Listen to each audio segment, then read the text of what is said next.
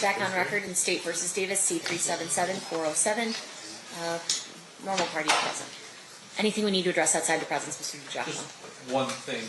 Apparently, it was marked, State's proposed 145, and I said 149.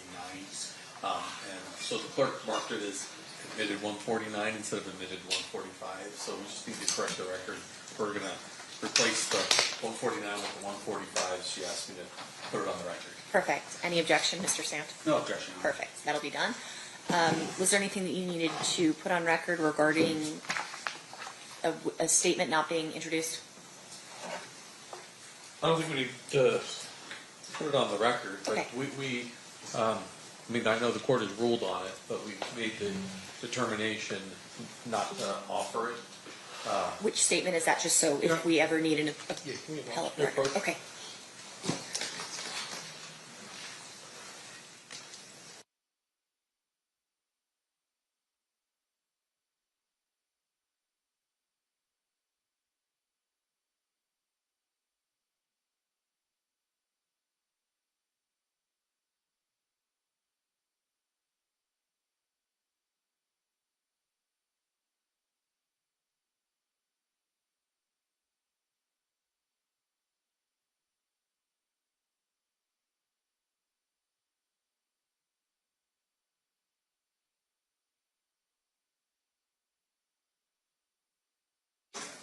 All right. Anything else we need to address before we bring the jury back in? No, Your Honor. No, Your Honor. Okay, let's bring them in. Stand for the jury.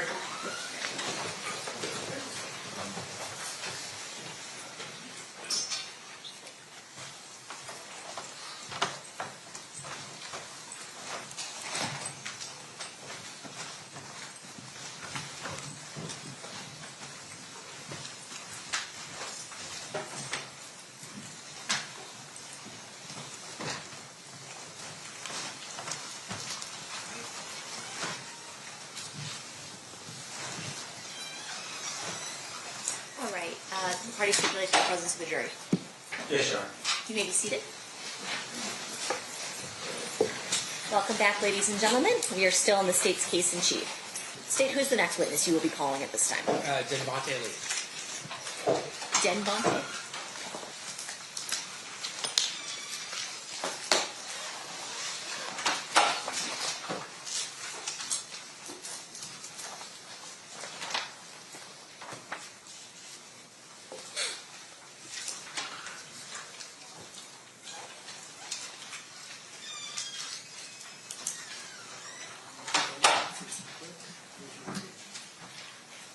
You do solemnly swear the testimony you're about to give in this action shall be the truth, the whole truth, and nothing but the truth, so help you God? Yes, I do. You may be seated. May I please have you state and spell your first and last name for the record? Duane Lee, spelled D-E-N-V-O-N-T-A, last name Lee, L-E-E. Thanks, Mr. Lee, for being here. Mr. Gual, whenever you're ready, you may proceed. All right, thank you. Sir, you did not volunteer to be here, is that fair? No, I didn't.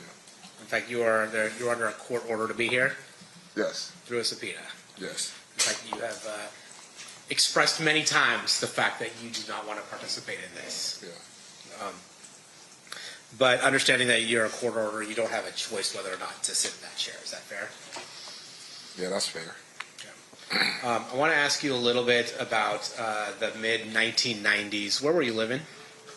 At the time, I think Hawthorne. Did you ever start spending time in Compton? Yes. And what was, who were you spending time with? My homeboys and people around, you know, friends. At some point, were you spending time with a person you knew as Big Dre? Yes. Would you describe him as a friend? Yeah. And then later on, did you start spending time with a person by the name of Orlando Anderson? Yes, I did. Would you consider him a friend? Yes. As a result of your relationship with Orlando Anderson, did you start coming into contact with the Southside Compton Crips? Oh, yes, I did. Can you tell us how that happened? Meaning, I mean, we used to go over there and, you know, hang out. And we wasn't from over there. at that time, but we knew a couple of people, so, you know what I mean? We go over there, hang out, or whatnot, chill. And then, is it fair to say at some point that you were given a option of joining Southside Crips or facing a different kind of repercussion? Yeah, I would say it was an option, like, you know, either or, basically. And can you tell us what the either or was? Well, at the time, it was either, you know, we're going to join or you just can't come around no more. And did you ultimately join? Yeah, I did. And how does that work? How did you join? Or you get put on, meaning, you know, have a fight or whatever, Now, things of that nature. is it always this fight? Is it always a one-on-one, or sometimes is it multiple people on one? Sometimes it's not one-on-one. If you get lucky, you know what I mean, you might get a fair one like that. But other than that, sometimes it's not one-on-one. And when you say a fair one, you mean a one-on-one. Yeah. All right. And so when you did you get a fair one, or did you have to get jumped in by multiple people? Oh, I had a fair one. Yeah, it was not multiple people. And how'd that happen? How'd that come about? You getting a fair one? Well, I mean, I don't understand the question. Well, did Mr. Anderson assist you in joining the Southside Crips? Oh, honestly, he didn't assist us on joining nothing. He just was there to make sure, because we was, you know, we're friends of his, to make sure basically that we had a fair, you know, shake. You know, we get a fair chance. You know, won't get dogged out, or not unless you got dogged out by that one, whoever he was fighting. So yeah, he was, you know, he was there to make sure that everything went pretty much as smooth as it can go. And so Orlando Anderson was basically looking out for you. Yeah, he was looking out for all of us. Now, are you familiar with a person that went by the moniker Keffe D? Yes. And who was he in the Southside Crips in the mid-90s? He was a hustler. He was known for hustling. That's what he was known. You know, what I knew from him is he was a hustler. You know, grew up around there. You know, that's basically what he was. Yeah. And when you say he was a hustler, for those of us who don't understand what that means, what does that mean? Is he getting money? Is he doing other things? He's getting money. Yeah, he's getting money. That's what it is. And how is he getting On a money? higher level. On a higher level. So he's not just getting. There are some people who are let's say hustling that get money on maybe a lower level, and then there are people who are making bigger money. Is that Yeah, fair? of course. You could say that's safe to say. And He's on a bigger level. he was on a bigger level. And when we're talking about getting money, are we talking about through working a 9 to 5, or are we talking about narcotics? It was narcotics.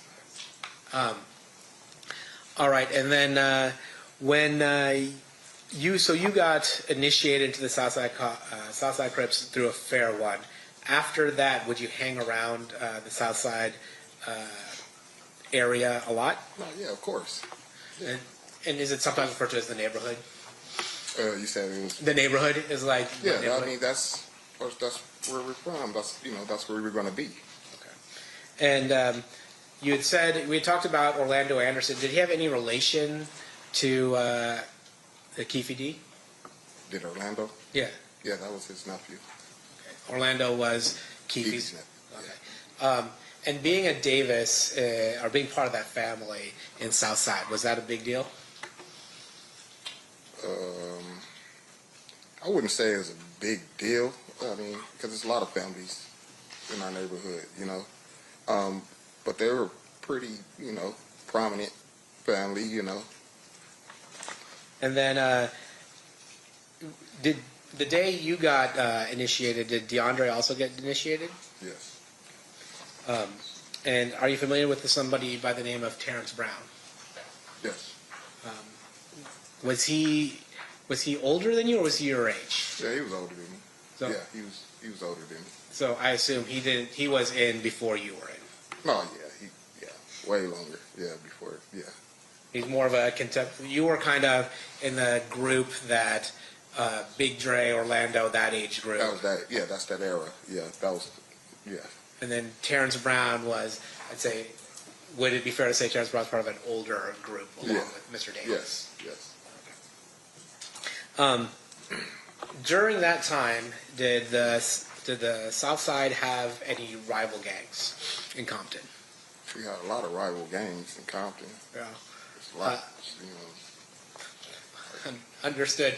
Was Mob Piru one of those rival gangs? Yes. And Looters Park Piru also? Yes. In the mid-90s specifically, like 1995, 1996, was there a war going on between Southside and Mob Piru? Yes. I'm going to focus your attention to around 1995. In 1995, were you aware whether or not Mob Piru was associating with a music label? Yes, I did. Yeah. And what music label was that? Death Row Records. And were you familiar with somebody by the name of, or went by the name of Suge Knight? Yes. And would you say that he associated with Mob Piru? Yes. Were you familiar with somebody by the name of Tupac Shakur? Yeah. And would he also associate with Suge Knight, Death Row, and Mob Piru? Yes. Now, with regards to Southside, were you guys hanging out with another record label? I mean, we have hung out with another record label. Yeah. Yeah. And what record label was that? It was Bad Boy. And Bad Boy, is that the record label that was being run by Sean Puffy Combs? Correct. And when you say you would associate with them, what would you go to concerts? Would you just hang out? What would be the nature of the connection that you saw between Southside and Bad Boy? I mean, we went to a couple of like concerts. I've seen them before. That concerts or they came to our neighborhood before. And that's it. And when you would go to concerts, who would organize you going to that concert? How would you know to go to the concert? Well, we just basically all do because they say we got tickets or da-da-da-da, and we all, they'd be like, okay, we're going to go to the concert. You get your ticket and you go. Would you, was your understanding part of it was to ensure that Bad Boy was not bothered by other gangs? That was the basis of it, I believe. Yeah, I would say that. And was there a particular gang that people in Bad Boy were worried about? Yeah, they was worried about the Death Row. I want to take your attention to the summer of 1996, in particular the Lakewood Mall. Are you aware of an incident that took place at the Lakewood Mall in the summer of 1996? Yes, I am. How are you familiar with that event? Because I was there. And that summer of Lakewood Mall, what happened? What were you doing at Lakewood Mall?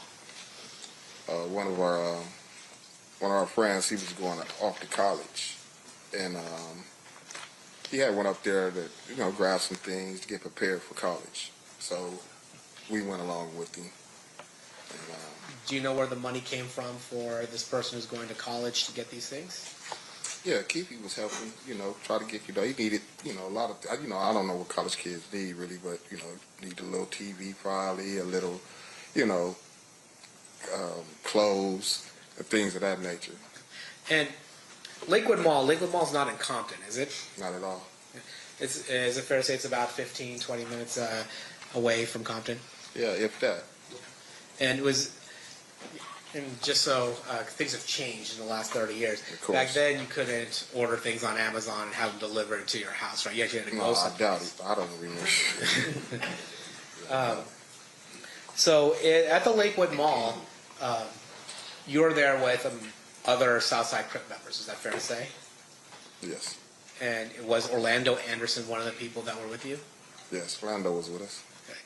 And then, did you happen to run in that day into people from Mob Piru or Death Row Records.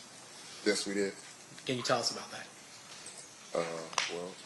We basically were coming from different sides of the mall, and we're, walking towards each other, and I guess we basically seen each other simultaneously, and we noticed people, they noticed us, they kept, coming our way, we kept coming that way, and a couple of words was exchanged once it got close enough, and that's when the fight broke out.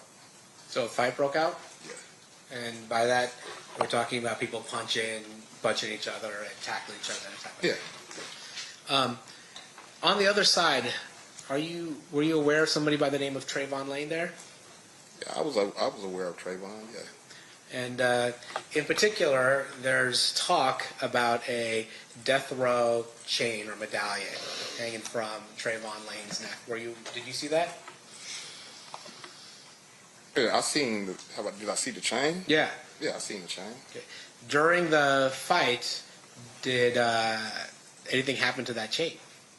Yeah, during the brawl, it came off his neck. Now, let me ask you something about the significance of a chain or something like that. Is there any special significance to taking somebody's chain? Yeah, I would think so. Yeah, yeah, of course. And can you explain that?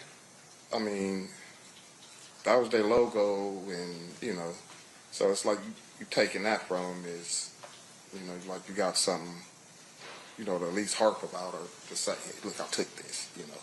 That's all it would be. Would it be considered disrespectful to rip somebody's chain off? Yes.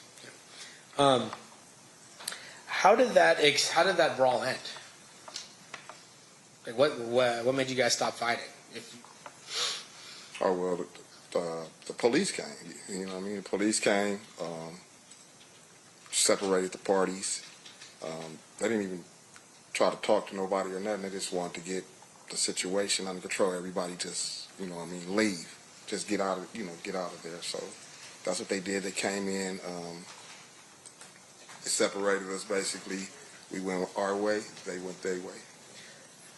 Is it fair to say that Lakewood is a little different of a place than Compton? Yeah, somewhat, yeah. Yeah, it is. A little more suburban? A little more, yeah. Yeah. It is. And at that point, it sounds like that whoever the police was in Lakewood just was asking you guys to get out of there, right? Yeah, they just wanted to be, you're in the mall. It's, families, kids, they just wanted to get it handled, situated, and get people out of there.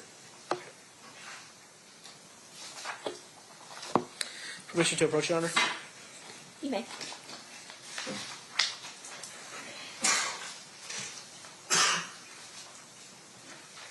I'll show you some photos. Exhibits that's already been admitted. I'm going to show you Exhibit 62. Who's that? Mr. Davis. Show you Exhibit number 63. Who's that? Mr. Anderson. Show you Exhibit number 64. Who's that? Mr. Smith. Let me show you Exhibit number 65. Who's that? Mr. Brown. Let me show you Exhibit number 60. Who's that? That's Trayvon. Okay. And I'm going to show you Exhibit number 70. Do you recognize the people in here? The ones' faces that aren't blurred? Yeah, the people I know is Orlando, me, and Big Dre. And then, is this just a wider out version of that photo? Yeah, same thing, same deal. What I just told you, us three. Okay. And then I'm going to show you what's been already admitted, States 66. Do you recognize who's in that photo? Yeah, Orlando and Keffe.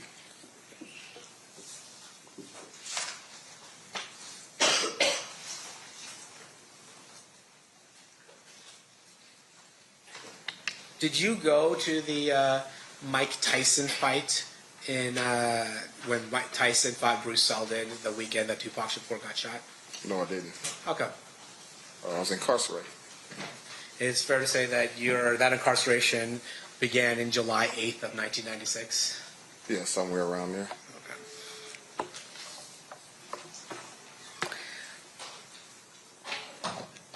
In 2006, is it fair to say that you started doing work for the DEA? Yeah, Haida. Yeah, HIDA, yeah. Yeah. And is that after you got caught trafficking some drugs as well? Correct. And in the mid-2000s, you got 5 payments, is that right? I think something like that. And that was for $2,000, $500, $1,000, $1,300, and $500 for a total of $5,300. Is that fair? That's probably fair to say. I don't know exactly. You don't remember it, Yeah, but if I told you that, you wouldn't disagree with me. No, not at all. Okay. Court's adjourned. Still pass the witness. Okay. Cross, Mr. Swift. Thank you, Your Honor.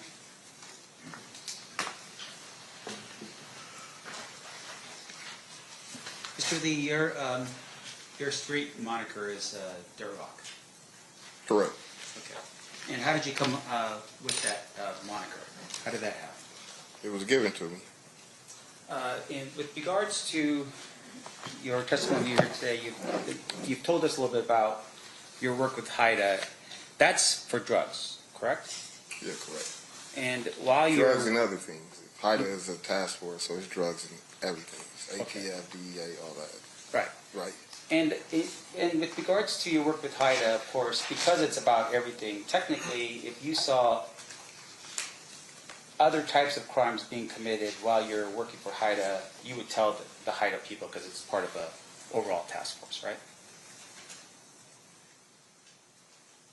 No, I'm not necessarily. I'm tell them what they asked me about. You know what I mean?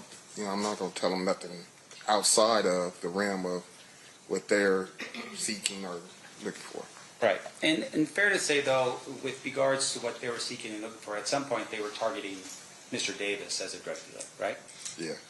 And so you were helping them with that information that they needed, right? And that information came in early of 2008, meaning that you were helping them in April and May and that kind of thing. I'm not sure the dates, but I eventually was, helping them. Yeah, Okay. I don't remember the dates. Your Honor, would a review of a report from the DOJ with regard to your participation help refresh your recollection? They might, yeah, sure. Yeah. Yeah, You may okay.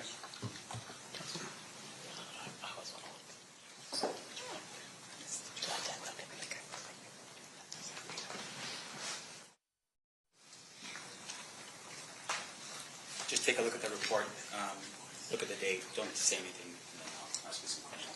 I got the date. Where's the date? Is it?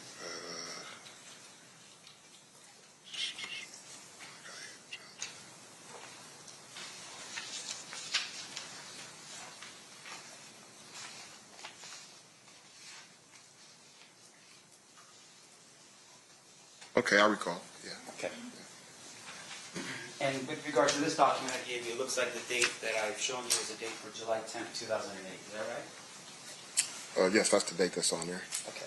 And fair to say for the jury, once again, you're working with the HIDA team, and that's even prior to July of 2008, you were working with the HIDA team. Fair? You said prior to July of 2008. 2008. Yes. I was working with HIDA. I only worked with HIDA one time, so I don't know what you're trying to insinuate. Like, All right. And I want to make sure that the jury, that we're clear for the jury. I So understand. let me show you my job here. Would a review of another document help you refresh your recollection as to how many times you worked with HIDA? it might. Let me see. This is,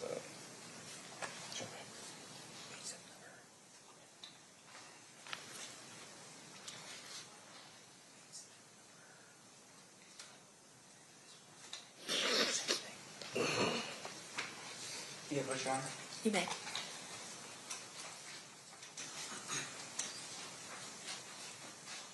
Sorry. All right, sir. Now showing you the document. You recall having an interview with a couple of the special agents from HIDA on September 10th, 2007.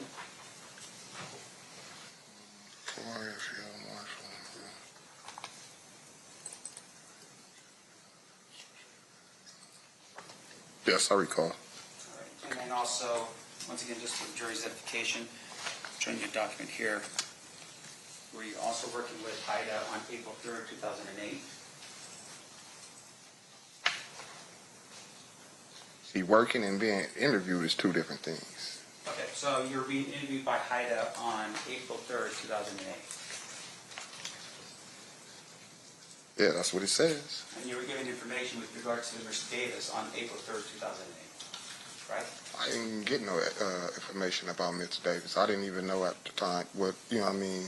I was there on what I was there for. Once again, this is about drugs. I'm talking about drugs. So with I am regards too. to, regarding 2008, April 3rd, were you there to speak to HIDA agents about drugs?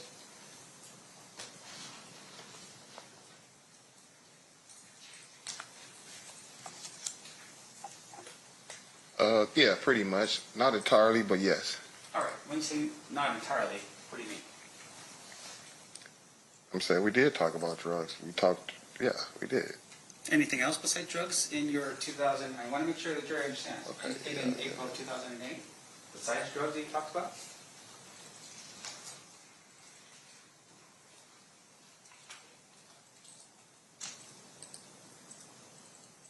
No, that's it. That's all we talked about.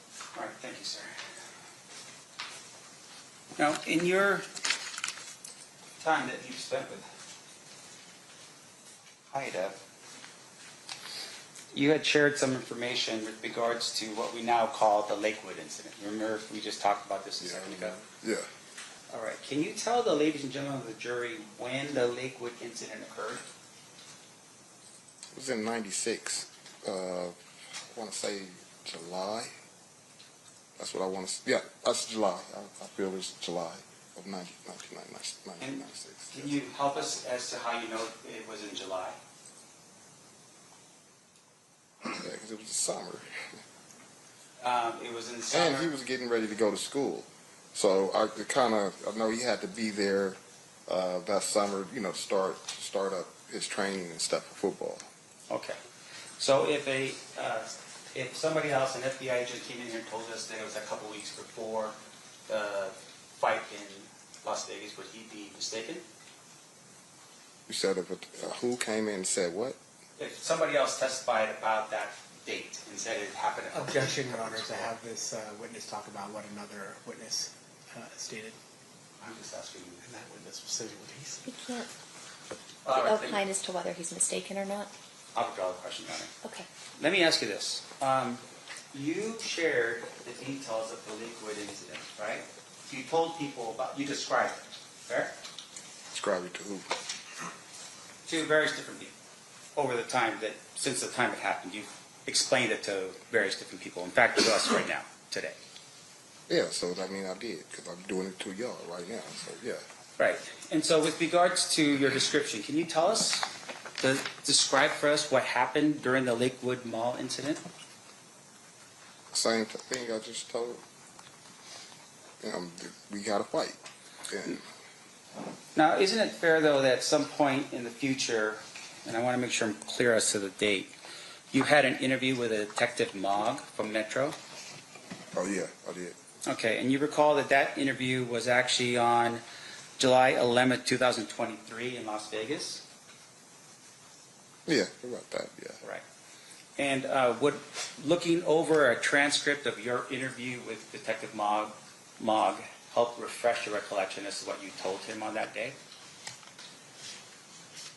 Well, I couldn't tell him too much more different than what I already said. So yeah, come on with it. Right. All right.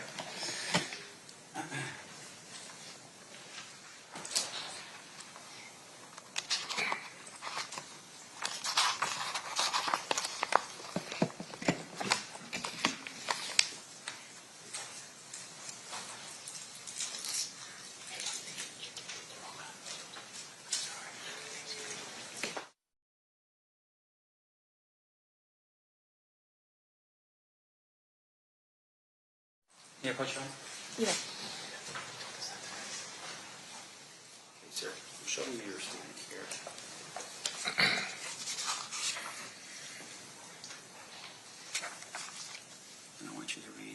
highlighted. Yeah.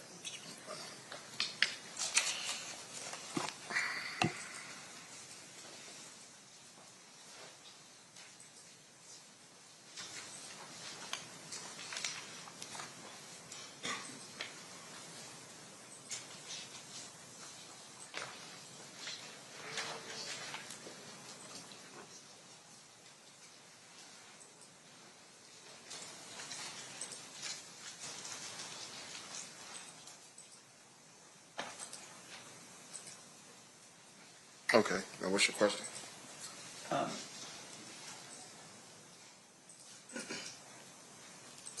Now, with regard to what you reviewed, clear to say that you told Detective Mock a more specific sort of thing that happened at the Lakewood Mall, right? Yeah, I would say. Yeah. Can you tell us, for instance, the location of where the fight took place? Yeah, it was by Foot Locker. By the Foot Locker. Yeah. In fact, you had made mention that the fight at the Foot Locker was so bad that they had to remodel it after the thing had gone down at the Lakewood Mall. Fair? Yeah, it's turned into the World Foot Locker. Right. You described it as mayhem that was occurred in that Foot Locker. Yeah. Okay.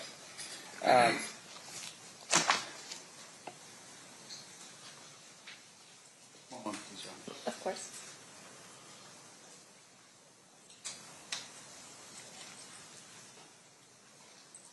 Your Honor, I have no further. Actually, I do. Sorry, let me back up real quick. Nope, that's it. I have no further questions of this witness. Any further questions, Mr. Phil? Of course not. Shake it.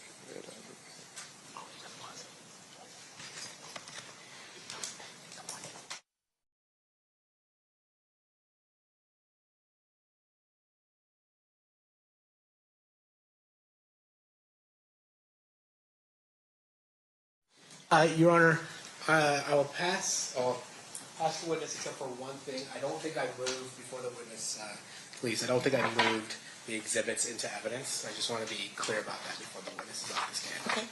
Which is state is moving proposed exhibit 71, 70, 65, 64 into evidence. 64, 65, 70, and 71. That's impressive, yeah. Any objection? No objection, Your Honor. They'll be admitted. Thank you. Then with that, no further questions. All right, one final thing, Mr. Lee. Anybody from, any members of the jury have any questions for this witness? Okay, got it. May I have the parties approach?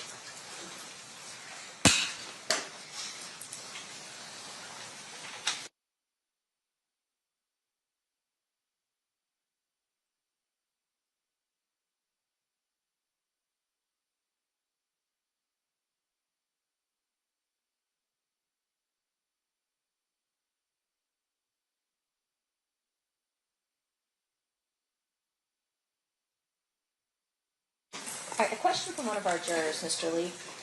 What did you receive multiple payments for if you gave information to HIDA once? Well, it was during, the course of the investigation and things like that. That's what it was for. During the course of the whole thing, they have different ways of, looking out for you or giving you something to try to help your situation or something like that. Any follow-up based on that state? Nope. Defense? No, Your Honor. All right, thank you for being with us, Mr. Lee. You are excused. Thanks. You're welcome.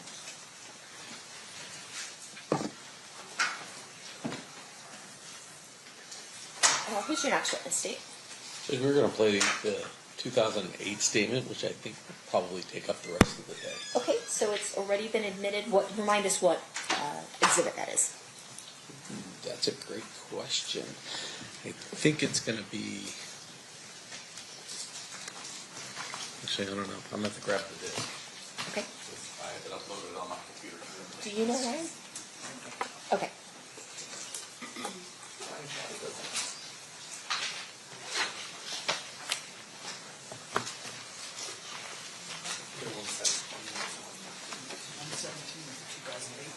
Yep. All right. So you can proceed with playing Exhibit 117 then. Thank you.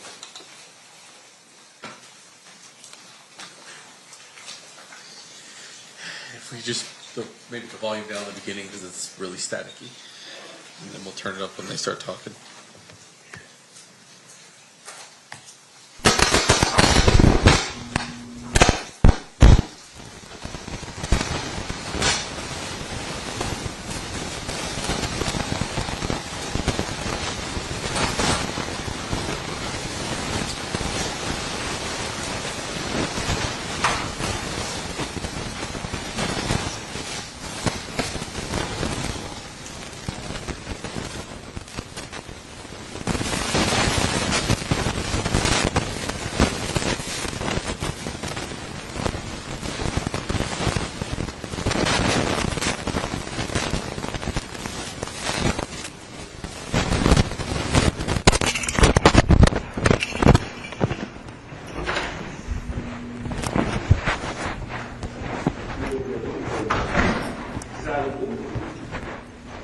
What's she calling? What's he doing?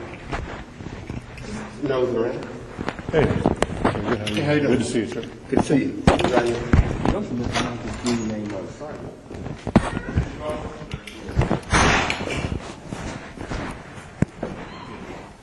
Mr. Higgins is here now.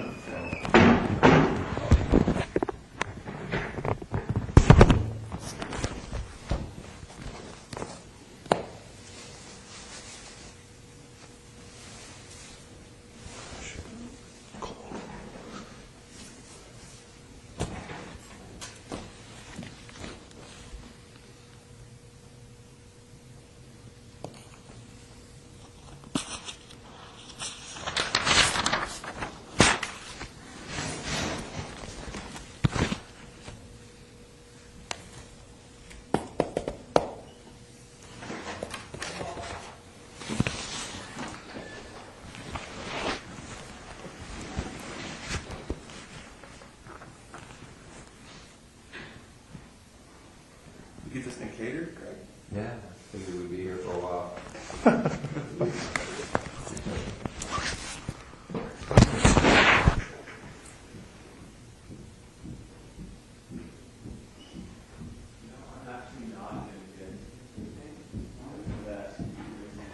Oh, dude, you can just walk out there and buy breakfast. And not do that. Yeah? Hey man, you hungry? Pete?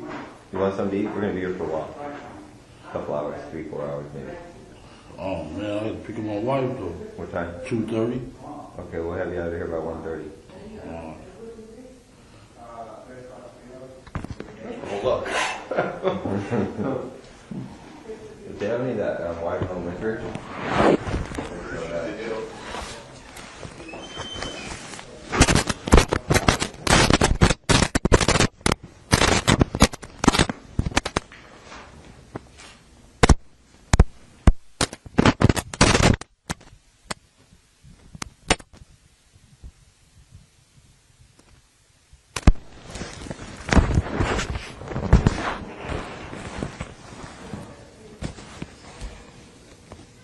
I didn't say no spook down gang either.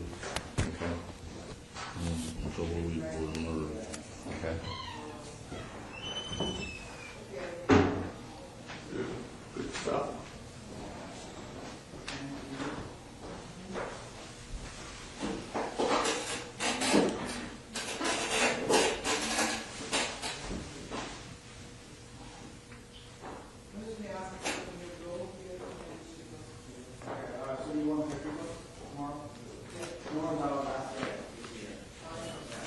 Who is this guy again? Fufula? He was the guy, he was a witness that got shot and killed after the incident.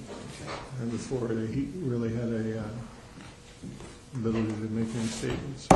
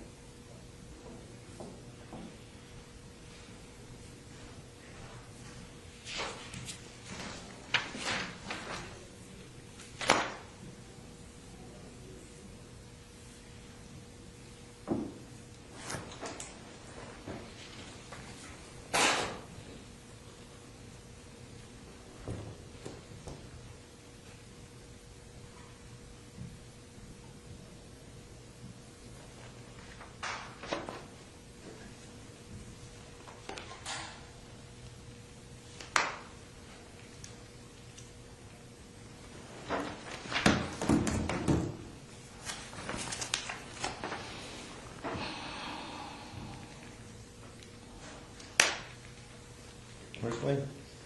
Out there talking? He's talking to Dupree? Dupree, yeah.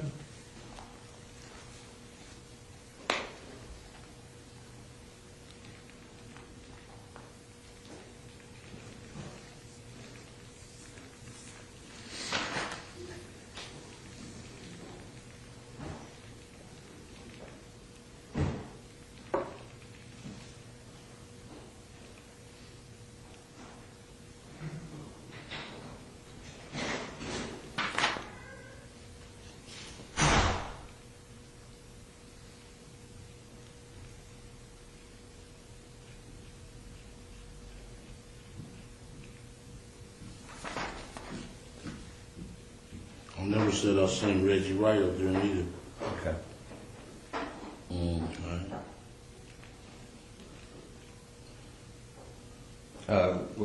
Regarding what? In Compton or at the Biggie thing? At the Biggie thing. Okay.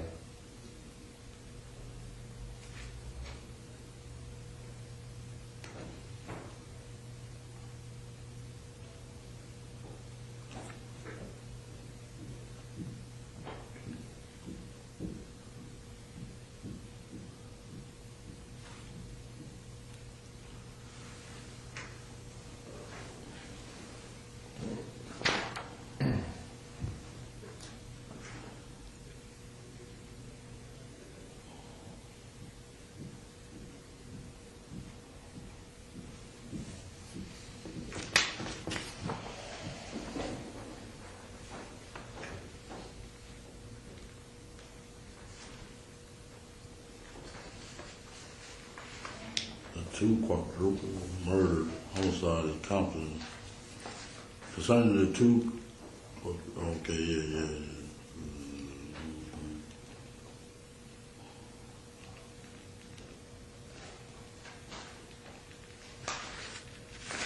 A lot of shooting in Compton after that Tupac thing.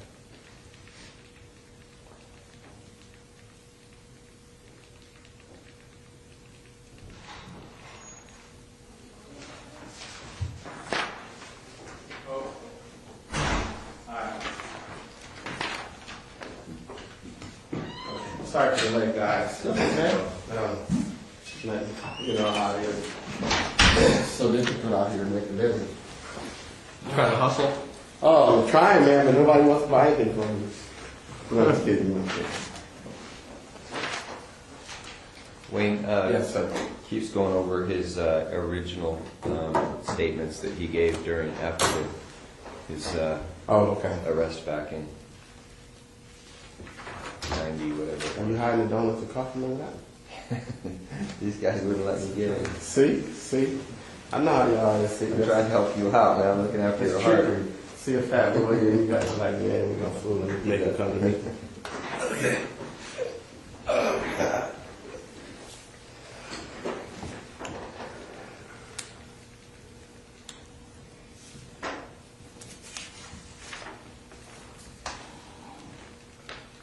Checking for peace. No, it's just sounds out. I was wondering.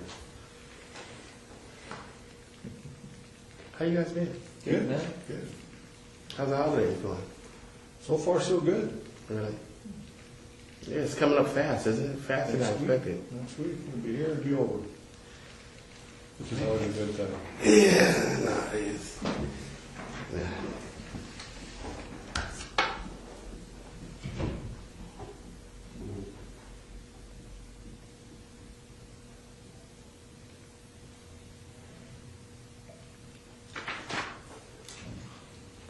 Is my secretary here?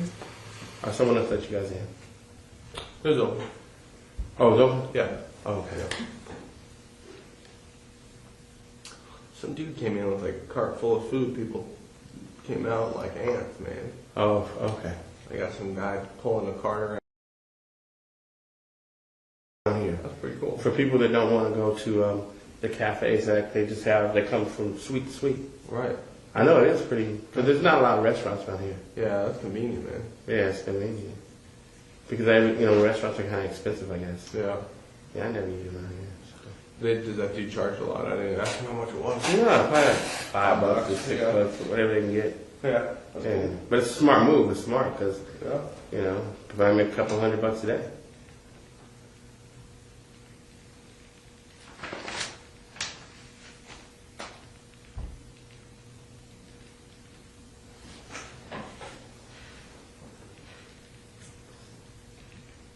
See you in a while, man.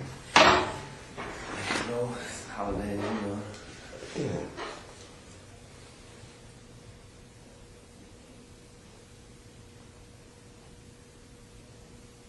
Nice office, man. Meager surroundings. We're moving down the street actually to the death row building. Is that right? Yeah, we thought, we wanted to be part of history. That's kind of ironic. Yeah. It's nice that we did it. Yeah, it's real nice. I seen it from the outside, not the inside. Yeah, this lawyer and doctor bought it. I know the lawyer. Her name is Shelley McMillan, and this doctor bought it. And they, He's at the hospital right now with his father. He's a minor. It's Right. nice. Okay. Yep, I've already, okay. What's it like you watch? Yeah, I've already spoken with somebody from your guys' office and provided it all. Oh, okay. Probably 2 weeks ago. Nice. Thanks, man. My wife got it for me. Yeah. She loves you, huh?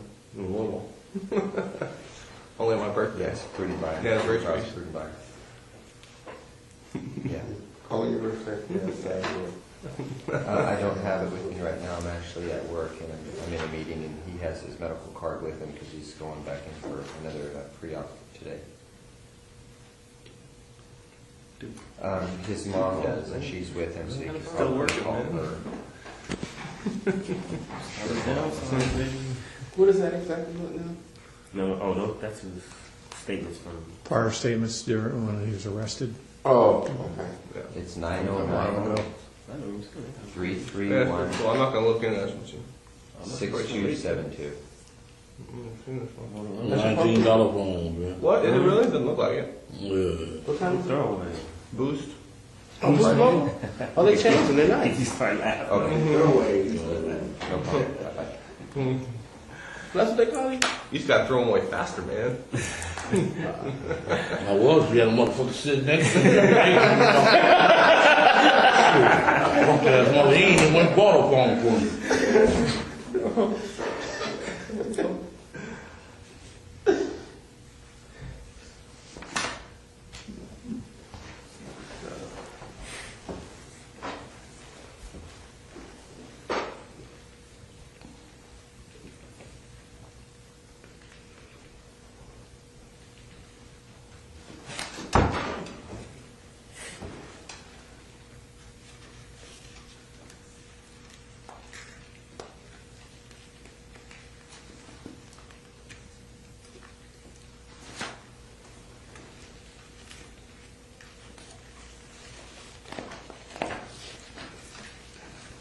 I like the way that Vegas does their reports. It's almost like a federal report. Unique, A lot of those agencies have adopted that federal reporting system that the FBI uses for the way they structure their reports. I don't know why. But anything's better than LA though. LA are so screwed up the way they do it.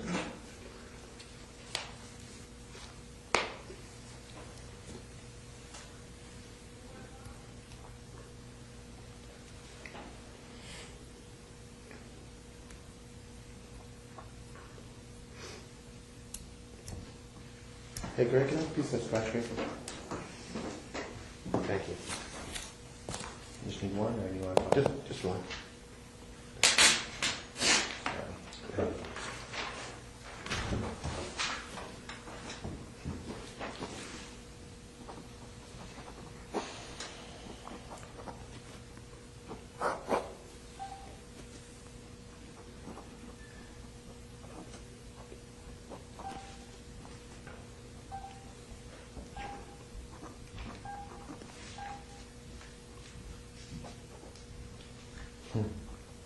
Yeah, we got accused of doing this one too. This is an anonymous caller said an off-duty LAPD working security killed Tupac. We can't win, can we? Some of those weed tip ones. Yeah, LAPD a bunch of killers, man. Here's interesting, 9/24/96, a caller from New York claiming to be Sean Puffy Combs said he hired someone to blow up night. Something went wrong. Girls got involved. This is interesting. I believe that one. Are you gonna call in on himself? Yeah, no, but somebody, No, somebody just calling He in. called. Yeah. Well, he had to put some credibility to it, yeah.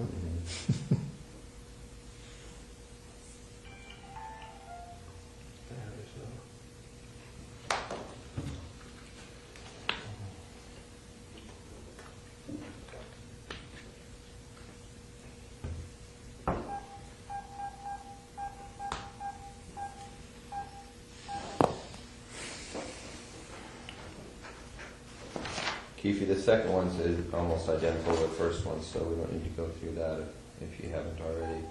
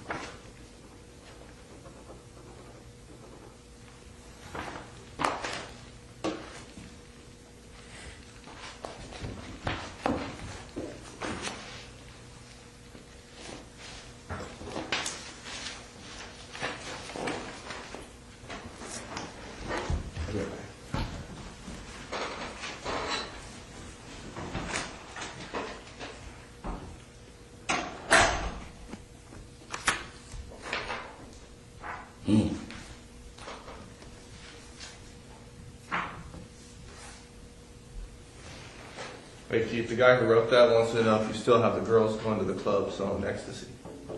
Something ecstasy. Yeah, that's the guy Man, who wrote it's that. crazy as hell. I don't know ecstasy.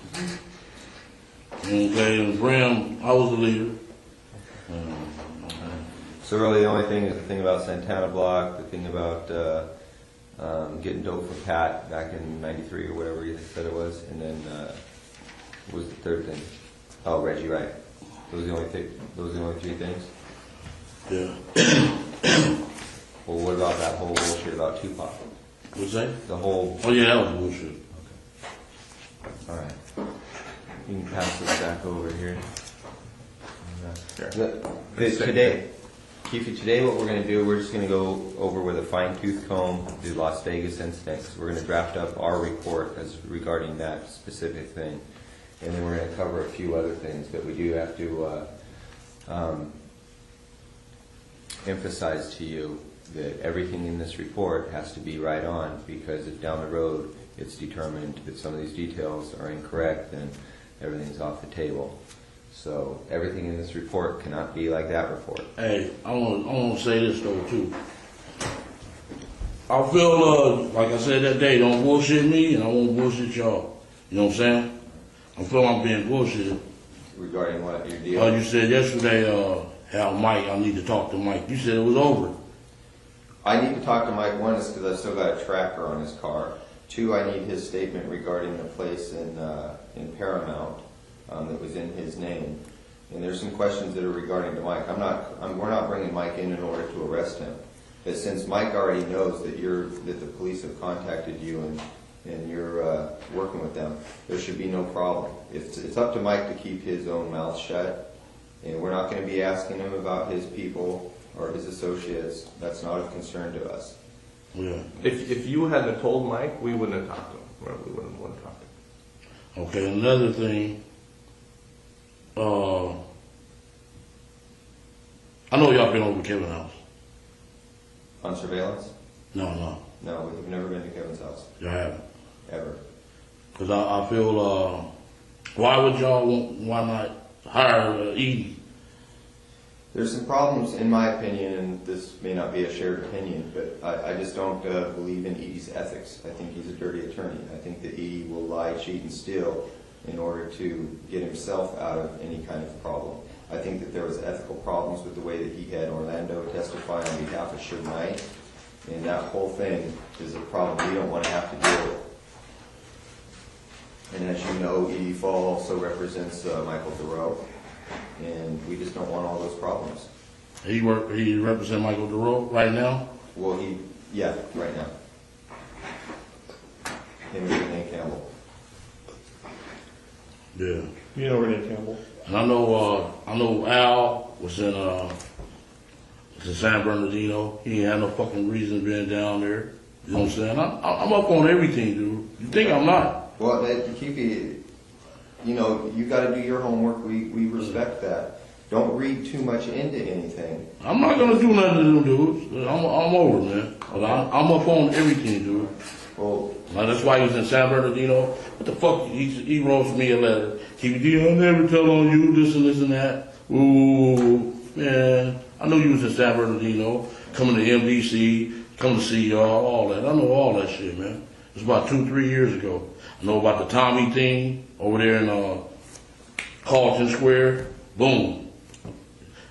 He told, man, I know a whole lot of shit, dude. Okay. Well, you probably know more than us. You know, we're doing our homework as we go.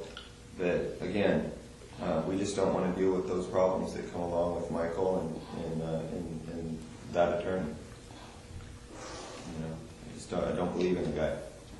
Yeah. You know, I've had my encounters with him before, and they didn't go well.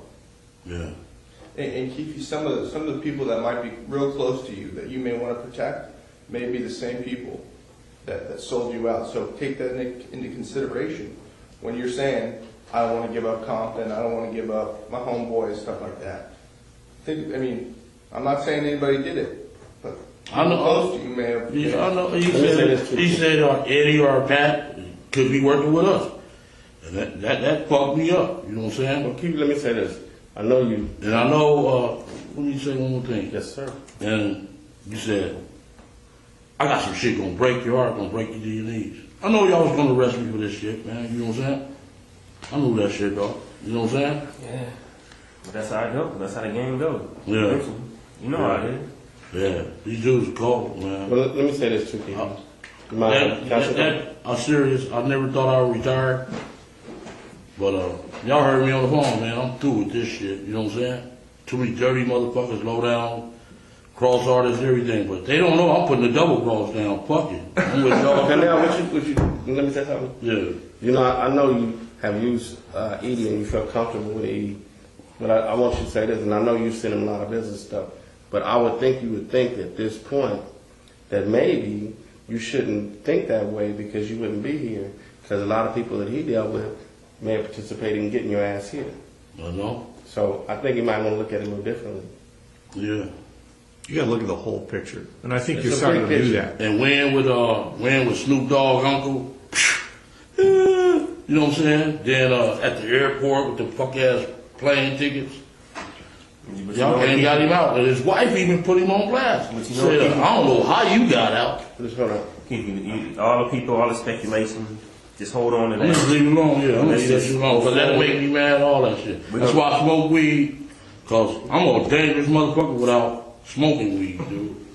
I get mad at easy, you know what I'm saying? We know you, man. We know what you can do. That's how Greg is without coffee. Yeah. Y'all be sitting there, keep me calm, keep me from hurting people, man. You don't want to do that. You know what, man? Just like you out the game, leave all that behind. Yeah. Stop. My advice to you, but just stop thinking about who did what, and just think they all did it. Yeah. And then just trust the person that's sleeping in your bed with you, your wife. Other than that, just shut it down. You Let's just messing go up. forward. No, and your lawyer. Or your lawyer. Yeah. I'm just trying to. Okay. I understand. This is a dirty war. And let's let this Greg got some other stuff he wants to talk about. Okay, good. Yeah. What this ultimately comes down to is how valuable your life is, your family. And when I say your family, I don't mean your extended family. I mean your brothers and your sisters and your wife and your kids. That's it. Anything beyond that, as far as we're concerned, is fair game. I thought Speedy. Kevin will work out his own deals. Speedy ain't got a lot on the table. I don't think that's going to be a problem. And you know, we'll throw that one in if that's what's important to you. We'll throw that one in. But besides that, man, everything else is fair game for us. I just want to say this, and me and Keffe had that conversation. I tried to explain to Keffe. You know, some people out there that you may have love for, but you can't control. That their stuff is way out. That's not within your zone. You know what I'm saying? So you have to understand that. You know, But all of some of the bitches did me dirty. You know, they're not. You know, they're out of the zone. So a lot, majority of them. You know what I'm saying? Again, don't think beyond your family. Don't Yeah. be concerned with anything beyond your family. Right. Kevin will come in, he'll work his own deal out. He's got to do that. You know, he's got a lot of liability out there in Richmond. And so your brother's going to have to come in and work his own details out, which I'm sure he'll do because he doesn't want his own family disrupted. and he can help himself, but if you can't control him, you know, that's his situation. He created it. You don't have nothing to do with you. Mm-hmm. Yeah, ooh. They ain't like the old school dudes, man. You know what I'm saying? They ain't like the 80s and the early 90s dudes. These new wave, MySpace gangbangers. I know what's up, man. I'm through with this shit. I'm through with that neighborhood, all that. You know what I'm saying? Through with that shit, man. Well, that's what Corona way lovelier than Compton. I can get my head blowed off. You know what I'm saying? Paying $300,000-$400,000 for a house. You walk out the street and get your head blowed off. That's crazy. Yeah. All right, I'm ready. Okay. So again, this today's report that's going to get generated is specifically on Tupac Las Vegas incident, and we'll get you a copy of that report and have you make sure everything's solid before it's you know. All right, man. But I feel I can still go to jail with that, man, because this is federal, and that's what is said right here cannot be used against you, Keffe. Nothing you say today can be used against you. So don't even worry. Yeah, nobody's trying to.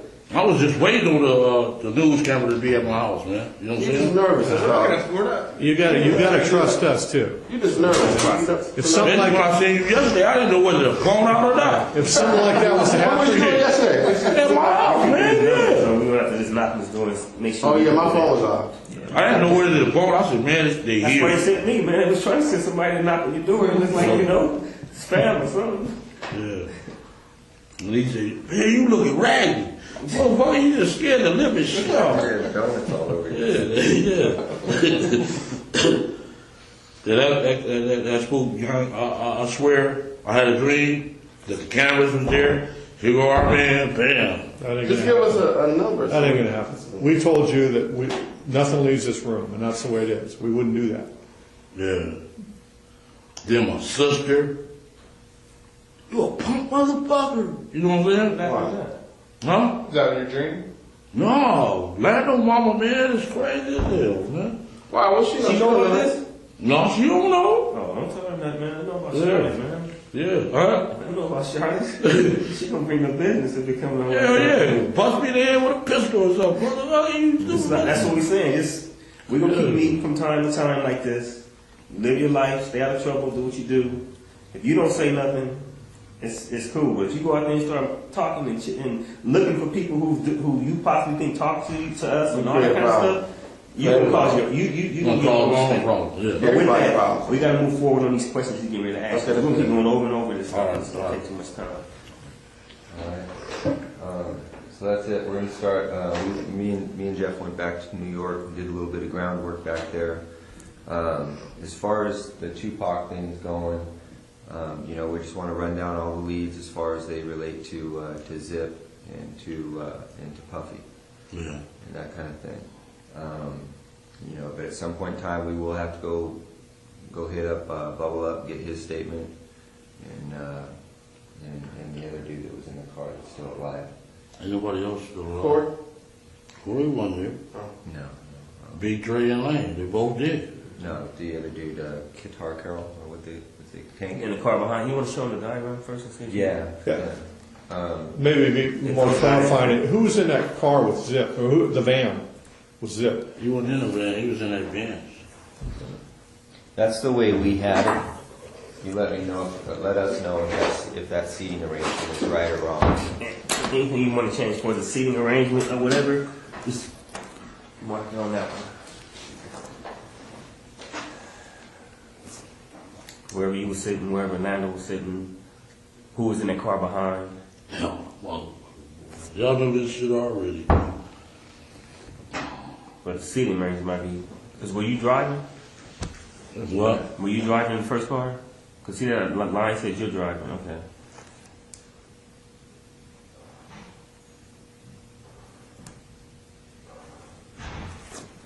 And who was driving the? Debbie Allen was in the car behind by herself? No, he wasn't even there. None of them guys went in the car behind?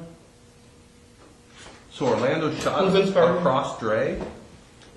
He leaned over on the window, we rolled down the window, popped. Who was it? They would drove on my side, I would have popped them. You know what I'm saying? But they was on the other side. Right.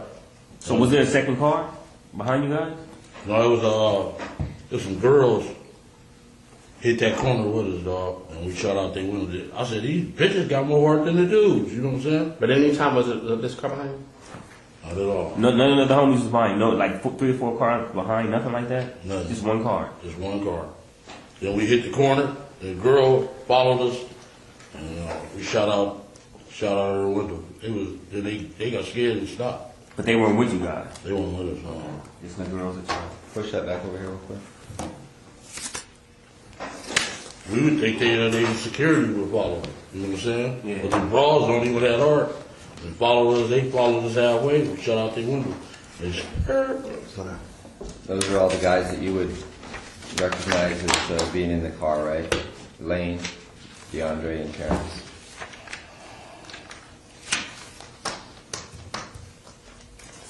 yeah, Okay. T-Brown. yeah.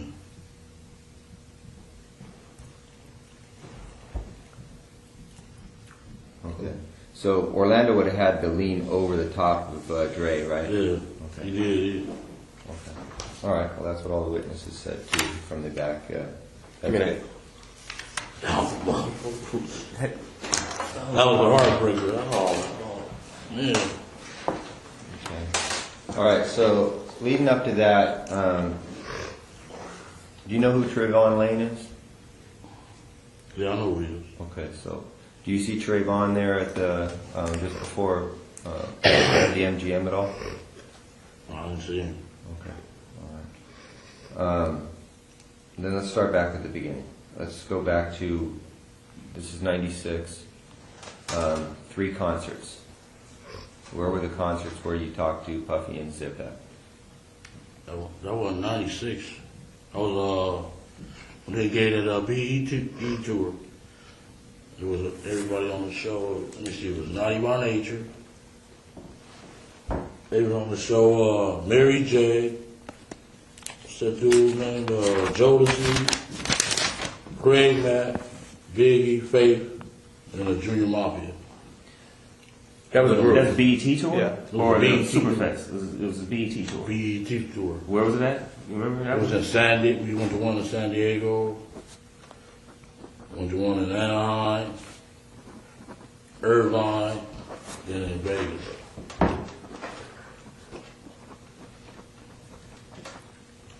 Yeah, all 4 of those locations, San Diego, Anaheim, Irvine, and Vegas, that was all the same tour? It was all BET tour with those acts? Except the Irvine. The Irvine was a summer jam. Okay, can you hit those acts again? Naughty by Nature, Biggie, Faith, Jodeci, And Mafia. Junior Junior Mafia? Mafia and Biggie. And Faith Evans, right? Yeah. Okay.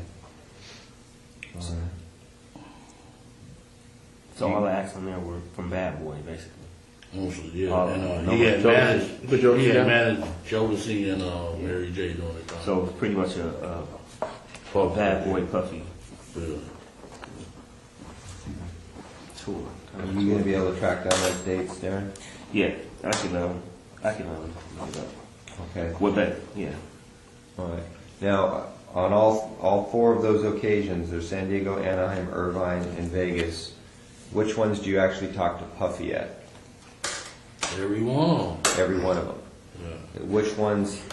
Which of those 4 is it when you talk to him about murdering Tupac?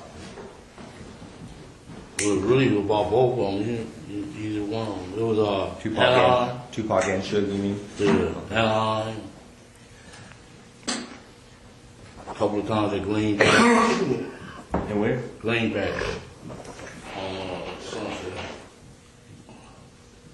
Hey Greg, do you want to go back to like when they first like got in contact?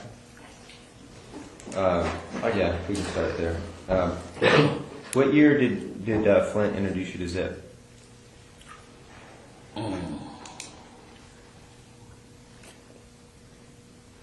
It's like maybe like 91, 92. Oh, way back then. Yeah. Okay. Early 90s. Where does Flint introduce you to Zip at? We had a baseball game, and he was they pitcher. They was calling him Dwight Gooden. We got a Dwight Gooden. We used to play for like cases of champagne. They bring a team, and we played in Southside. Yeah. Southside Santana kind of like thing? Or just Flint? They really think he an imposter. The Santanas do. You know what I'm saying? Cause he just like really. They charged him, you know what I'm saying? He wanted to join their gang. They was the baddest gang back then. But they don't really recognize them. They be on their ass, asking them for money and everything. But it was Santana's baseball team. No, Playing it was Southside. some LA dudes. It was Kelly, Keyshawn Johnson, a few more dudes. So is it like a high school field? Like a local No, field? that's Park, South Park. So, okay.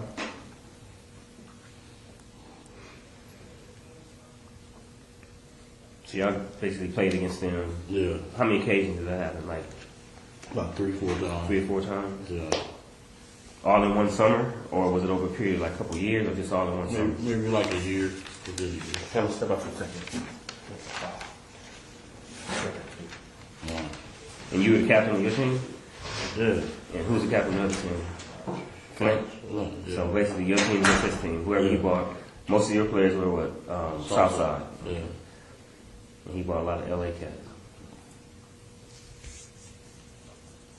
We had a little barbecue and we kicked it up. When we lost the game, we paid them the bottles. Went to the store and paid them the bottles. So you played for what, Cristal or for Champagne? Yeah, Dawn, Cristal, yeah. Okay, so that's early 90s. Flint's was busy doing PCP even back then? I can't say, he was kind of starving then. Okay. They used to always ask me for money and all that shit. Okay. But 91, then we went out there in 91. To New York? Yeah, about 3 weeks. Because he bought Zip to like the last baseball game or one of the first baseball games. Did Zip come to all 3 games? Yeah, he used to come on, yeah, he was a pitcher. Okay. And then Okay. they used to call him the White Gooden. Oh, okay. The White Gooden for y'all. That's how Flint introduced him, is the White Gooden. Boom, he came in, he was a pitcher. He's doing them fancy curveballs. Could he throw? Yeah, we used to take, we was good athletes in Southside, though. A lot of good athletes, yeah. Her Lando was a good athlete. So quick, is that who you know as Zip? Yeah. Now you got hair now. That's no. That might be old.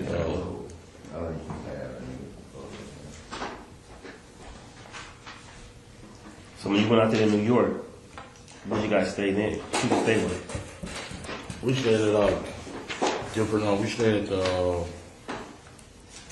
what was that in the Bronx? At what is that? Best Western in the Bronx.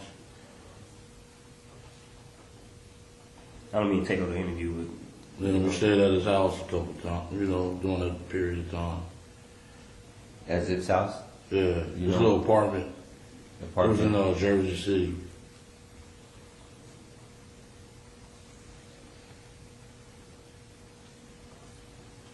Okay. When you're out in New York, is that when you meet Puff out there? Not doing that. I met him. He gave a party at that little club down in Santa Monica, Paradise. Oh, you 24? Was Paradise 24 used to be? Yeah, it was Paradise. Yeah, on Santa Monica, Okay. Rudolph Highland. Yeah. That's where I first met him. This was like That's okay, Keith. We're going to try to keep this in order, so we'll get to that part. So now you're in New York with Zip and Flint. And what's happening in New York while you guys out there? I brought some birds out there. Okay. They kind of like ran the sham. You know, I guess he gave Fast the money. A couple of days later, he jumped in the cab and leave. Okay. So I'm still out there like 3 weeks trying to give him my fucking money. You know what I'm saying? Flint fucked you over? That's what it looked like. You know what I'm saying? So what's the name gave me the rest of the cash and said I gave Flint the money. How many birds did you have? You took there? 3. Just 3 birds? Okay.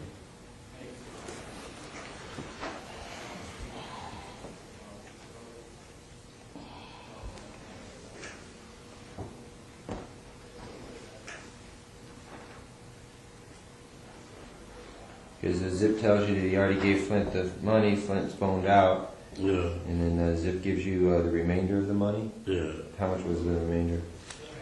Like 17,000. If I can just tell you something, do you know what brought Zip out here? Because he's originally from New York. Yeah. What was he out here for? He just come out and party and have fun, you know. Okay, but he ever have a house out here where he lived, anything like that you remember? No, he never took me to no house. So every time he was here, just visiting, basically. Yeah. Okay. Didn't know him to have a girl out here that he had a girl out here he'd spend time with? Got a lot of girls. Like You know how players. Yeah. Like one particular like that. So when Zip's playing baseball with Santana, it's just coincidence that he's out here. He's just out here for fun, right? You ever seen this girl before? Maybe that. Tony, I mean. Maybe Tony. They call him Tony. So I never seen her. Never? No, So he didn't have no main girls. Just a bunch of girls he was flipping or whatever. Y'all just player doing each other. All right, so you're out there. You're doing some dope with Zip, and then what happens next in your guys' relationship? You come back to Compton. You're running your game out here, and how you just continue to have an ongoing relationship with Zip, or do you always have to go through Flint? Shit, if they fuck me, you think I'm gonna fuck them up? I had 300-400 birds. I'm balling. Fuck them. You know what I'm saying? So you never got paid for the 3 birds? After you got, when did you get paid for the?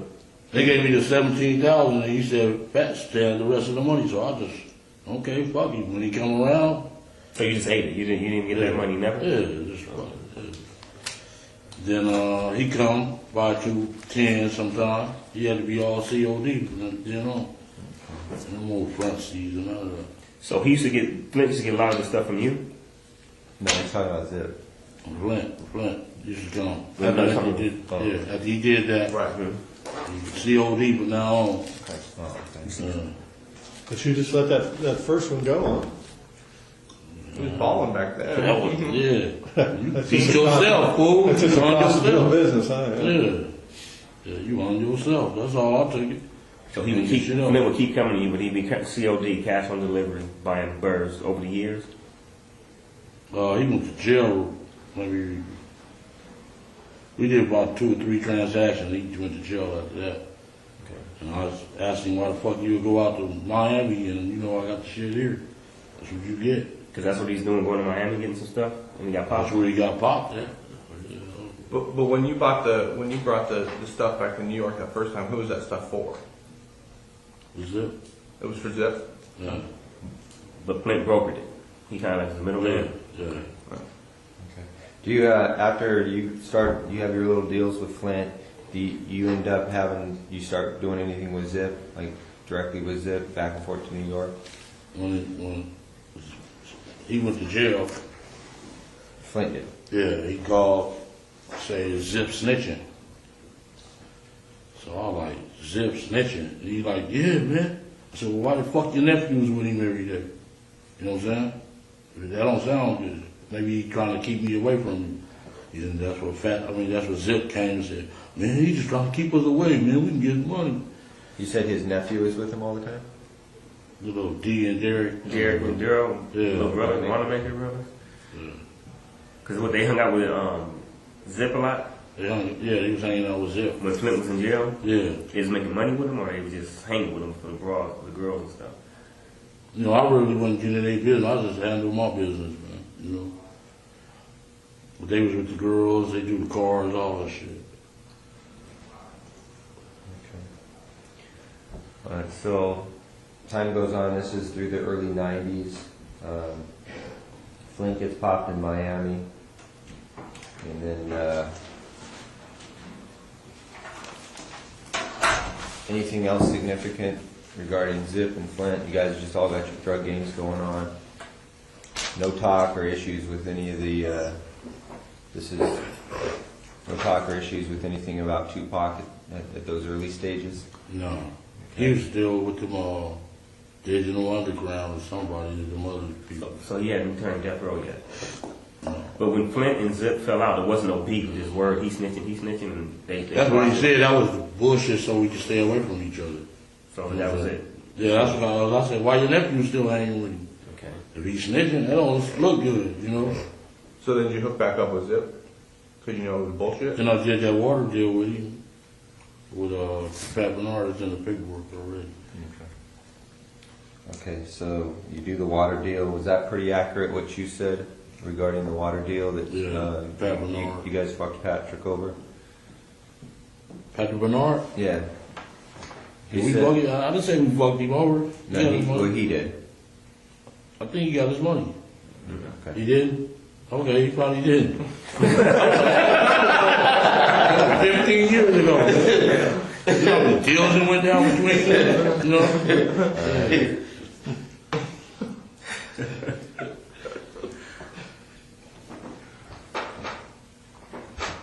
Now, why is the PCP deal getting brokered by you and not Flint? Why isn't Zip going directly to Flint? Because he was in jail. Oh, okay.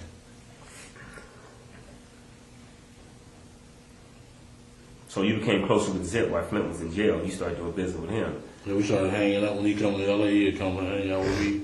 We'd go partying. First class. And everybody was cool on Flint at that time. Like, man, because he was in jail, whatever. And his shit don't match neither. 100 fucking keys. You get 3 years. Oh, son of a bitch. Oh, So Lord. y'all thought he was just like, he was telling them. Nobody want to mess with him.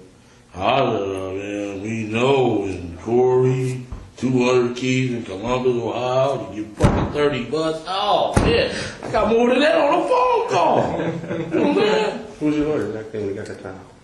Edie, you had some assistants. Oh, Eddie. Okay. Yeah, that shit don't add up, boy. I swear. So you and Zip keep doing deals. In between, at some time, how does Pac or Big get brought up into the situation as far as you? We just started kicking it, and we met the boy at the. He gave a, what was that, a BET party? Who was that? For the BET award. It's like 92, 93 at the club in Santa Monica. And Mary J. What's his Paradise. name? That tall dude with the net used to have dreads. He with Aftermath now. What's his name? Busta Rhymes? Busta Rhymes. At Paradise? That was the time? Yeah. Yeah, Busta Paradise. Rhymes. Man, them one was got in a fight. 'Cause I was suited. My cross, he thought he was all big shit. He stopped. We was gonna beat the fuck out of that boy. But he wasted drink on me, and I'm like, motherfucker. Yeah, that's where I met. First day I met Paul. And Zip introduced you to this my boy. What do you introduce him as? This my friend. This my nephew. That's my boy. This my boy. Didn't they see themselves as relatives or anything like that? Like that was his nephew, or is that how he acted towards him? No, this my boy. This Paul. Okay. And after that, they used my car on the video. Which car was that? The 64 Chevy I had. What color was it? Brown. And, Usher, he had Usher. Him and It Usher driving. was Usher's video? It was Usher video, and Puff was driving the car. That's when he had LA going with him for a while. You remember the song? Can I Get With It? Can I That was Get- his first song ever. Usher's first song ever. He was in a Laker uniform. And he had the little kid dancing on my car when he got back. It was fucked up. And he paid to get it repainted. They sent me $2,500 for that. Puff did? Yeah. You directly? Because were you dealing with him directly at this time, or because of the car, or were you dealing with somebody in his management team? Or? No, How'd you get the money? Was it cash? Check? it was a check. It was like from, Bad Boy? yeah. In the name of Keith Davis? No, we put it in Compton Hydraulics. Oh, okay. That's when we owned the hydraulics.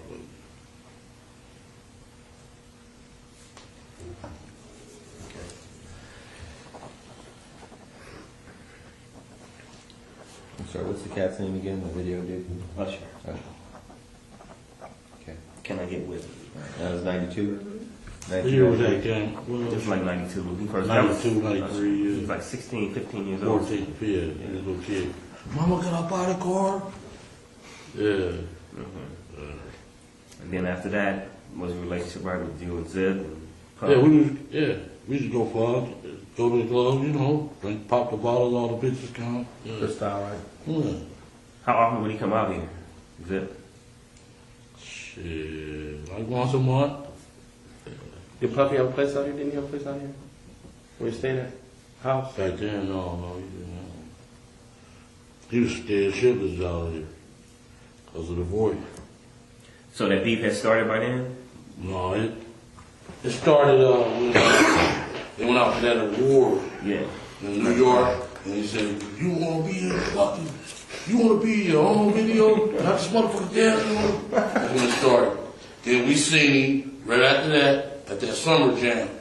We on the stage drinking bottles, smoking, and he like, "Hey, Keffe D, let me holler at you." So how the fuck you meet them dudes, dog? Same way I met you, you know, motherfucker. Yeah. That's Suge saying that? Yeah, she'll ask me, how you meet them dudes? I'm like, man, same way I met you. And that was at the 95 Summer Jam, Summer Festival? 5. That's when One More Chance was out. Big Key, give me. Okay. One More Chance, yeah. Alright. Let's weird. Go back a little bit. We go back, Zip is coming out once a month. You met Puff at the Paradise Club at the BET Awards. He asked you to use your car, you use your car, you end up getting damaged, he pays you.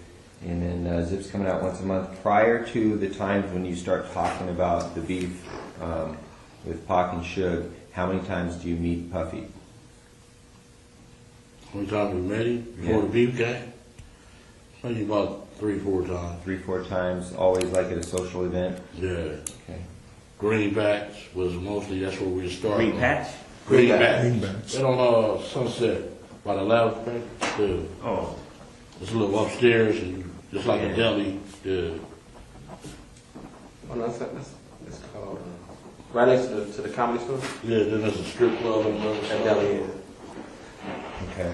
So you see him at these different events out here, just kind of socialize, shoot the shit, nothing going on, and then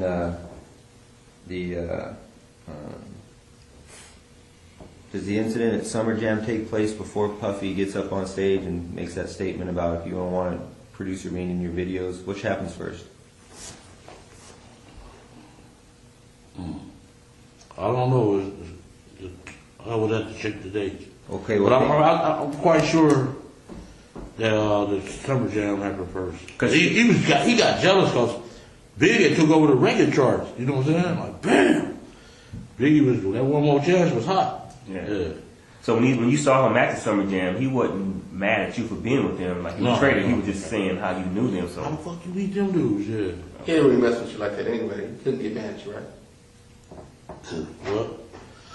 Yeah. That wasn't the issue. Okay, so you meet him there.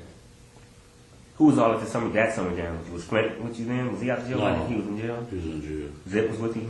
Zip. You know, your boy Win, the face that you love. Come on. Yeah. It's not even like that, man. No, he told me that. It's a face you just love. Oh. Man, my partner, man. I've been with that dude for 43 years, dude. Give my number every oh. Man, show him some love. Like, he ain't like that, man. It ain't like that. I don't know. It ain't like that. He's just trying to help himself. In this I'm saying, I didn't even say that, man. Just let it go. All right. Move forward. Leave him alone. That's my dog, though. Fuck it. Y'all say him? Yeah, I got to. Shit. He gave me the hug of my life. Swear to God. You give him a hug of your life. He gave me the hug of his life. So when you at the summer jam, you're up on stage and Puff is there, right? Yeah. Suge says, hey, how you know these guys? You tell After him. we leave off, he was on the other side of the stage over here, and they left off this way. When I came back, in the back of the stage, he was like, Keffe D, let me know later. Went over there, and he told me, man, how you beat them dudes? Same way I met you, motherfucker. Yeah. He don't know I helped his ass out a lot. Okay. Well, when you say same way I met you, I'm assuming that you know these guys because of the drug trade. Is that how you knew Suge? No, I put in, man, I started that music industry. I mean, that death row shit, man. With Pat? I did the work for that shit. Okay. All right. Well, we'll get to that. But that hadn't even started yet, really. Okay, in 95, you've already got some kind of little, you've got your relationship with Suge because of the money that you gave him from Pat, right? We've been knowing each other before him and Pat even met. We was little kids. Same neighborhood. No, football team, Great Compton. Okay. Well, that's kind of going to be a different issue. Let's stay on track here. So after the Superfest, you say that to Suge, and then you walk off. Everything's cool. Was Puppy scared of Suge at that time? No, he wasn't scared. Okay. Then one day, me and Zip rolling up Greenleaf, and the phone rang, and he wanted to speak to me. Like, man, you think it's cool to come out there for our concerts? I said, why not? Why you can't come? Talking about Big Boy CEO. I'm like, man, that dude ain't nothing. Come on. You got your back. This is Zip on the phone with you? No. Okay. Zip, he called Zip phone, and I was in the car. Said, hey, boy, I want to speak to you. Hey, man, you think it's cool to come out there? I'm like, yeah, it's cool, man. You know, just give us like 40, 45, 50 tickets. So Puff calls Zip's phone. Zip gives you the phone. Yeah. Puff says to you, is it cool to come out there? Yeah. You said, yeah, just give me some tickets. Yeah, give us a gang of tickets. So he didn't give you no money, no security, nothing like that, just tickets. He gave us some tickets, and I brought the crew. You know, yeah. We went up there deep. They didn't show up, you know. And that's the big concert you're talking about, the tour that they were on with Jodeci and all that? This was Anaheim. This is when we brought out the choruses. So that's the Anaheim. We went about 12 deep to the one in San Diego. 12 cars? Like 12 people. Yeah. And you're saying he didn't show up? You're talking about Suge? Suge, they didn't show up, no. So no problem at the concert. They're having a good time. Pop bottles already out here the whole time. Nothing else happened. No other events happened. No problems during that time, right? Right. No problem. Okay. You and Zip keep doing what y'all doing. No business or whatever. What's the next little thing that might have happened? You know, as time went by. Because by then the beef should have jumped off. It's already been coming that way. Yeah, that's where it started. I think the boy in Atlanta got shot. Jay. That Suge partner from I think he's from Capitol Park. Yeah. He got shot. That's what really scared the boy, you know. You know anything about that murder? Did he do it? Did Suge have something to do with it? I mean, did Puff have something to do with it? Yeah, his boy shot him. So that's the truth? You know from fact or you know from hearing? I mean, you know. I wasn't here. I know you weren't there. I was from hearing. Inside stuff or just street stuff? Inside. So Wolf did? Yeah. Dude, Wolf did kill him? Yeah. All right. There was some talk that some Southsiders were there too. Is that true? In Atlanta? No, we wasn't there. Nando wasn't down there? Nando wasn't down there? He wasn't hanging out there? We wasn't there. Okay. So Big Jake is killed. Oh, real quick, you said that Puff calls you on the phone. You tell him I need like 50 tickets, and we'll make sure everything's cool out here. And that's the Anaheim concert. Yeah. Then when you go to that Anaheim concert, that's when you guys That's start what he talking. said that in front of all the people. Andre Herrera, he was there. Andre who? Herrera. He was, yeah. Andre Harrell. Yeah. Who else was in that room with him? It was just them two. Hold on. Specifically, Andre Harrell, you. About 40-some Southsiders. What, from New York? Puffy, that was only Andre Harrell and him? Yeah, Zip. We picked up Zip from the airport, Long Beach Airport. Okay, so it's Harrell, you, Puffy, Zip, and a bunch of Southsiders. And what Puffy makes kind of an announcement? Yeah, that was stupid as hell too, you know. What did you actually hear? What was the words? If, the best you can remember what he says. Shit, he said he'd give us anything for them dudes there, you know? Yeah. He'll give you anything for these guys' head? Yeah. Where were you exactly? He was in the main, it was like he had the Navy SEALs in one room over here. We was in that middle room. The middle room was like a living room, like a suite. And the other room was like a bedroom. We was in there shooting dice. D-Mac was there. That other dude, what's his name, Trev? We shooting dice. OJ daughter, she was at the motherfucker. Did she hear this being stated? And It was mostly, this was after the concert. Before the concert, he stated that. After the concert, that's when everybody came back to the room, get a little party, shoot dice. Okay. Was D-Mac there before the concert? No. So D-Mac wouldn't have heard that? No, he wouldn't have heard it. So were you in a hotel? Were you at the venue? We was at the hotel when he... At the hotel? What hotel? That was at, Anaheim, the Hilton or something? Okay. Was Sheridan or Hilton? I think it was the Hilton. So you're like in the suite at the Hilton or something? Yeah. Okay. I think it was Halloween night because she had on a cat suit. And Trish had her on the bed like, make me out for me, baby. TT. OJ daughter. She was a bad motherfucker, boy. Back then. Yeah, I wanted to hit that thing. Yeah.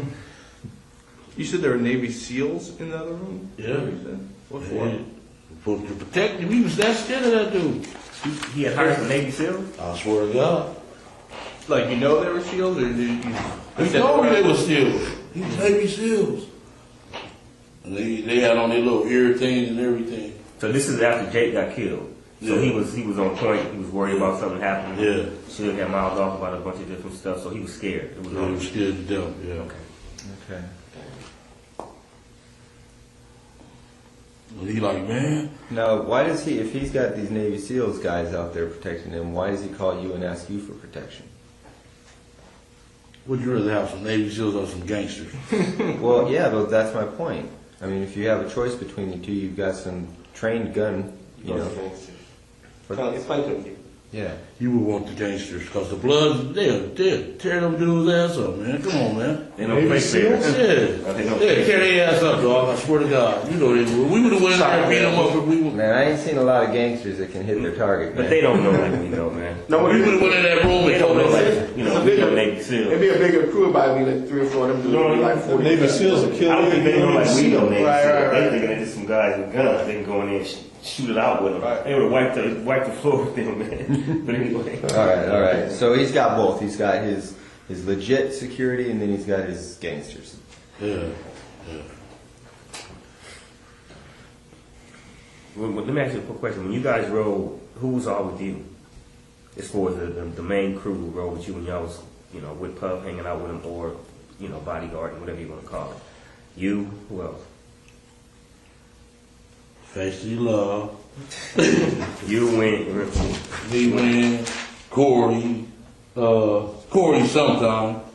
Lane, all of us. You know, the little crew. The whole No, crew. well, that crew that day. Who was there that day? At Atlanta? Mm-hmm. Everybody. Everybody. Yeah. Whole fucking neighborhood. Give us 5 names of people who would say, yeah, we heard Puffy say that. You don't have to come from. They don't. Al, Corey, Wynn, Third Rock, all of them was tell you shit. I'm quite sure they didn't told y'all already. Al, this is all the main crew. Was Duck there? Was Lil Duck there? No, he wasn't there. He was still running. Okay. Bram, none of them, the G's on the other side went over there. No. It's your crew. Yeah. The Birds, right? So this Anaheim thing had to be after. This would have been after. Big J got killed. Yeah. After Big Jake, right? Yeah. That's when it heated up, huh? After Big Jake went down in Atlanta. Yeah. But just to make something clear, you said previously, one time you went down there with 12 people. Is that different from That was this? in San Diego. Okay. San And Diego. that's after Anaheim? This is before Anaheim. Okay. Before Anaheim. So Anaheim was pretty much the last big concert you guys went to, and that's when all that stuff happened. As far as Puff saying, you know, I give y'all this. Yeah. Then we went to Vegas, at the MGM. They got pictures and everything. Sure. Magic Johnson that gave a big party out there, and we went to that thing. Were they there? Who? Puff and them? Yeah. That We was smoked Vegas. weed. I ain't never seen them smoke weed in the MGM like that. But man, y'all is crazy as hell. You know what I'm saying? They're smoking wherever they want? Yeah. Had the thing roped off. Yeah, that was some big shot shit. I was like, boy, y'all got, because in Las Vegas, they'd take your ass to jail for a joint. You know what I'm saying? An alpha joint. Yeah. No, Sorry, go ahead. I just wanted to get back to the schedule. Yeah, just get the timeline in order. Big Jake gets killed in Atlanta. The thing in Anaheim happens after that. What point, if you remember, is it when Puffy takes the stage and says, "Hey, if you don't want your producer," or I'm sorry, Yeah, that's Suge when gets the up on the- beats. Yeah. When does that happen, though, in relation to these other events? Because we're trying to set the stage here, and it's important we get this in order. Had that already happened before Jake gets killed in Atlanta, the bodyguard? My girl got all that memorabilia. I could go look through that shit. You know what I'm saying? That was back in New York, right, when that occurred? Yeah, when he was on stage. And really, the Wu-Tang was on their ass. They was the one dancing all in their face. You should have started a beef with them. You know what I'm saying? Puffin was like little kids, you know, Junior Mafia. Yeah. I think it happened before, though, kind of. Before Jake? Yeah, before Jake. So you could see Suge getting up on stage, making fun of Puffy. Yeah. Because that was like the thing that started Or did it trigger it? everything. Before anybody got shot, That was killed, a security. lot of disrespect. Yeah, that was disrespect like fuck. Because that would set kind of a motion for Atlanta. That had to be before. All right. Okay, so right now, we just got to Anaheim. Let's go back to, you said San Diego was before Anaheim. Yeah. What happened in San Diego and how'd that develop? Zip came on the street and said the boy wants to come down there to the concert. We jumped in Zip van and my SS and rode down there by 12 deep. Matter of fact, the Dallas Cowboys stayed in the same hotel room. Okay, let's hold on there just for Same a second. hotel. Same hotel, yeah. Okay. Same hotel, not the same room. So Zip called you or you were with him? He came on the street on Burris and we jumped in the van, went out there. Now, when he said that you guys going out there for business, like to work with Puff, or just going to have a good time? Gonna have a good time. Okay, so Zip Cameron Burris is in the van. He says, "Hey, my boy wants to come down here." They'd come down to San Diego. And then from that point, when Zip tells you that, you guys leave that day, or is it? That's second. Oh, Yeah. okay. So it's that day you guys go to San Diego. Yeah. All right. Who drives down there with you Could drive down there with me. in the van? So I was in my own car. It was me, Lane, Big Dre, and somebody else. We jumped in, and everybody else jumped in the van with him, the party van. What color was that van? Black. Is that a different one than the one in Vegas? Maybe you said he was in a van in Vegas, so it was the same one. No, he was in that black Benz in Vegas. Oh, Benz. Like Benz. So. Yeah, he said Benz. Mercedes Benz. Okay, but you did say something about a van in Vegas. We'll get back to that. But you said everybody's in a van acting like a bitch. Oh, that was it. That was a renter van we had. Okay. No, it's cool. All right, so Dre, Lane, Davis, you're all in what car? You had the... Yes, that's some Paul. And everybody else gets in the van with Zip. Yeah. And you guys go to San Diego, and where do you guys stay? Whatever I don't remember the name, but the Dallas Cowboys that played San Diego Chargers that weekend. Was it near the water, or was it on the Main Street, the gas lamp district? There was a Sheraton or the Hilton. You remember seeing water? Was it off the water? No, it was that night.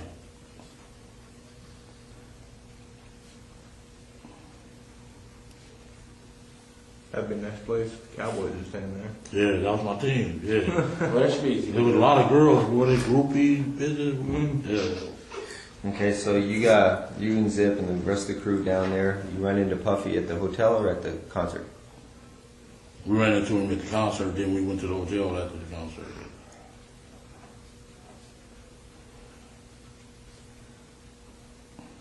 You kind of look like Emmett Smith. You could have used that. Yeah.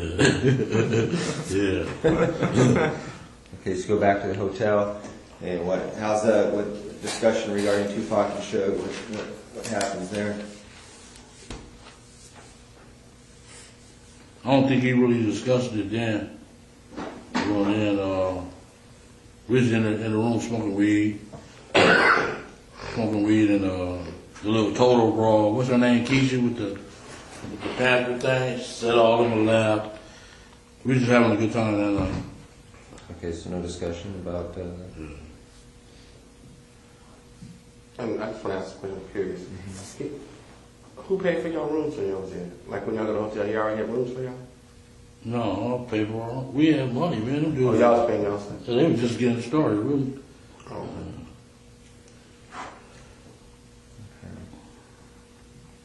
All right, so San Diego happens. Then is there anything else that happens between San Diego and Anaheim? I don't know if that concert the thing in Vegas was before Anaheim or I know Magic Johnson gave a big party there Okay, let's go into that. Magic Johnson gives a big party out there. in Vegas. And you go out there with Zip?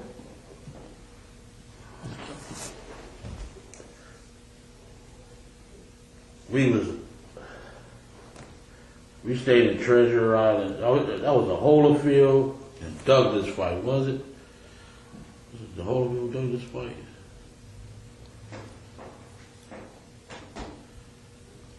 The night Fan Man. You know, Fan Man. Holyfield Bowl, wasn't it? Okay, it was the night of that Yeah, fight. Holyfield We Bowl. stayed at the Treasure Island. Al, they got the rooms for us and everything. Then Al got the room for you? we, little while? Yeah. Yeah.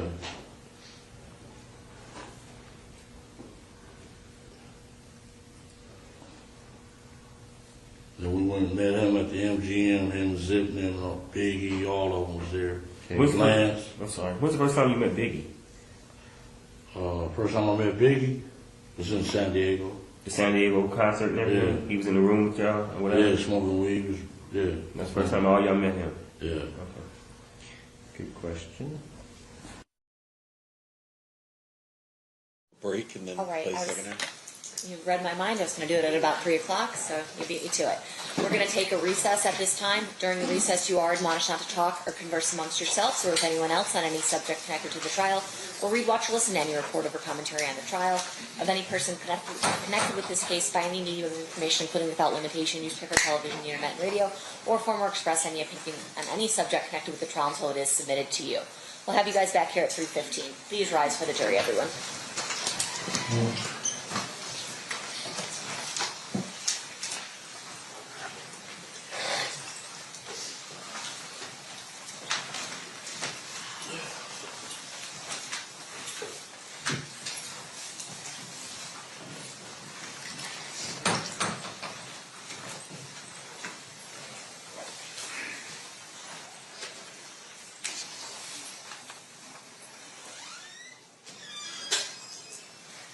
For the record, the jury has exited the room. Will be in recess.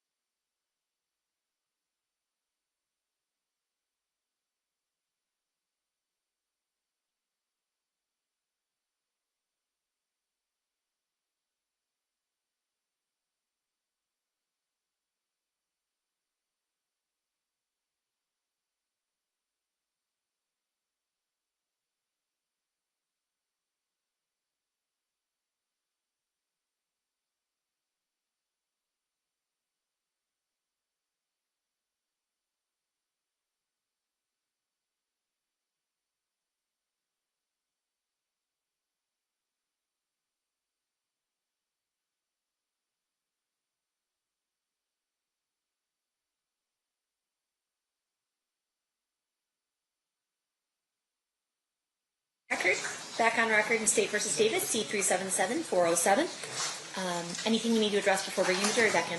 Duane, just a quick idea of what the schedule looks like. Yeah. For the next couple days. Okay. Well, from the state or from my perspective, because I did send it out. The plan is 3:30 tomorrow. the plan is from 9 to 3:30 tomorrow. Right. And so is it just the recordings and? No. We have 3 people we have to get up tomorrow. So Can we do this at the bench? Can we do Oh yeah, come on up. Sorry. Yeah, you're fine.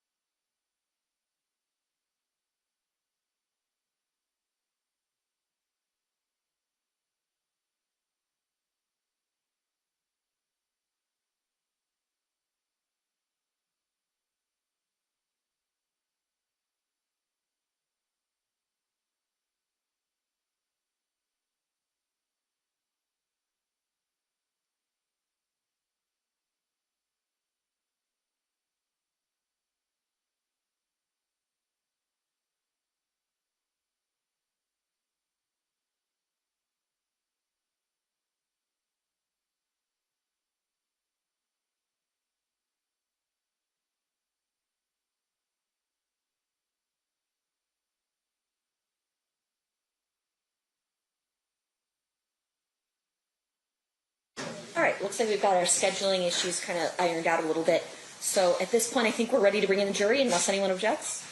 Hearing nothing, let's bring them in. Stand for the jury.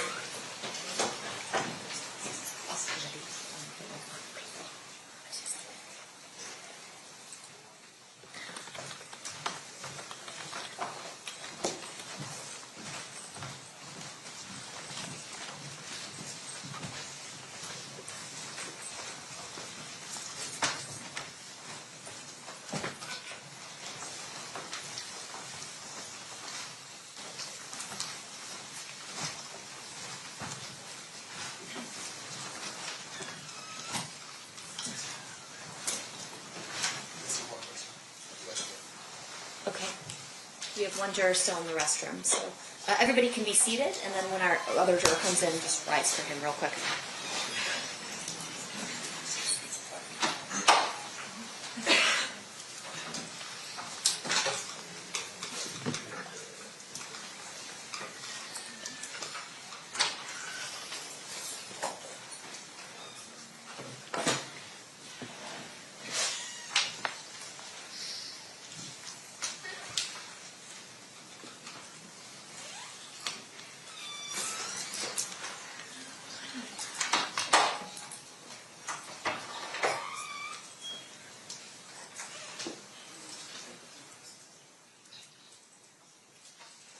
Second juror.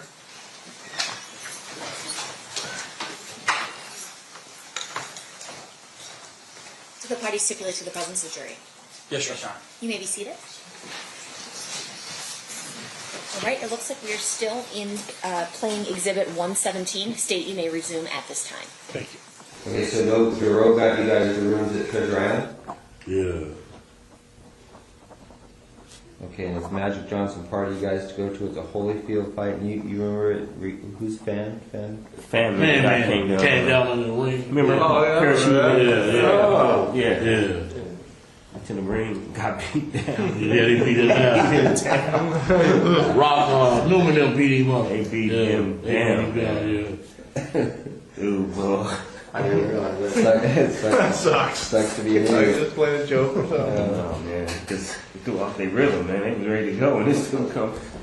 It's either him. It was either him or Buster Douglas. When Buster Douglas lost to who? So I think that was Bo Holyfield because it was a big fight. And I remember Rock was Bo's trainer. Yeah. So I'm pretty sure. We'll Well, check on it, but I was with my other girl. And we all went down to the MGM with our bottles. After the fight? After the fight, yeah. Was it Buster Douglas and Holyfield?